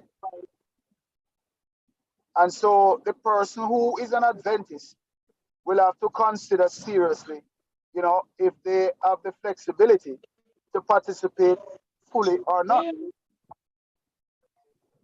You understand? So that's a call that person has to make. Okay. Thank you, Major. Colleagues, I think there's one last question. How long would the training last? Depends on the discipline with which you choose. As was said before, if you want to be a combatant person, the training will be a little longer than if you want to be a specialist person. And when we get to that point, or when that decision is made, then in terms of the length of the training, what the syllabus involved will be shared. Excellent. Ladies and gentlemen, thank you so very much. You've been an absolute excellent audience today. We look forward to sharing with you, whether in your respective units or schools or even in your church communities. And if not, then hopefully some other time when we do another session like this, when we will talk about some other things, we actually have some other areas of safety that we didn't want to overkill one session for today. The Lord bless thee and keep thee. The Lord make his face to shine upon thee and be gracious unto thee. The Lord lift up his countenance and give you his peace, both now and forevermore. Amen. Walk good, be safe, everybody, and enjoy the rest of your day. And thanks again. All right, thanks. Bye. All right, sir. Bye-bye. Yes, All right, sir. be blessed. Bishop. Okay. Blessings. Yeah.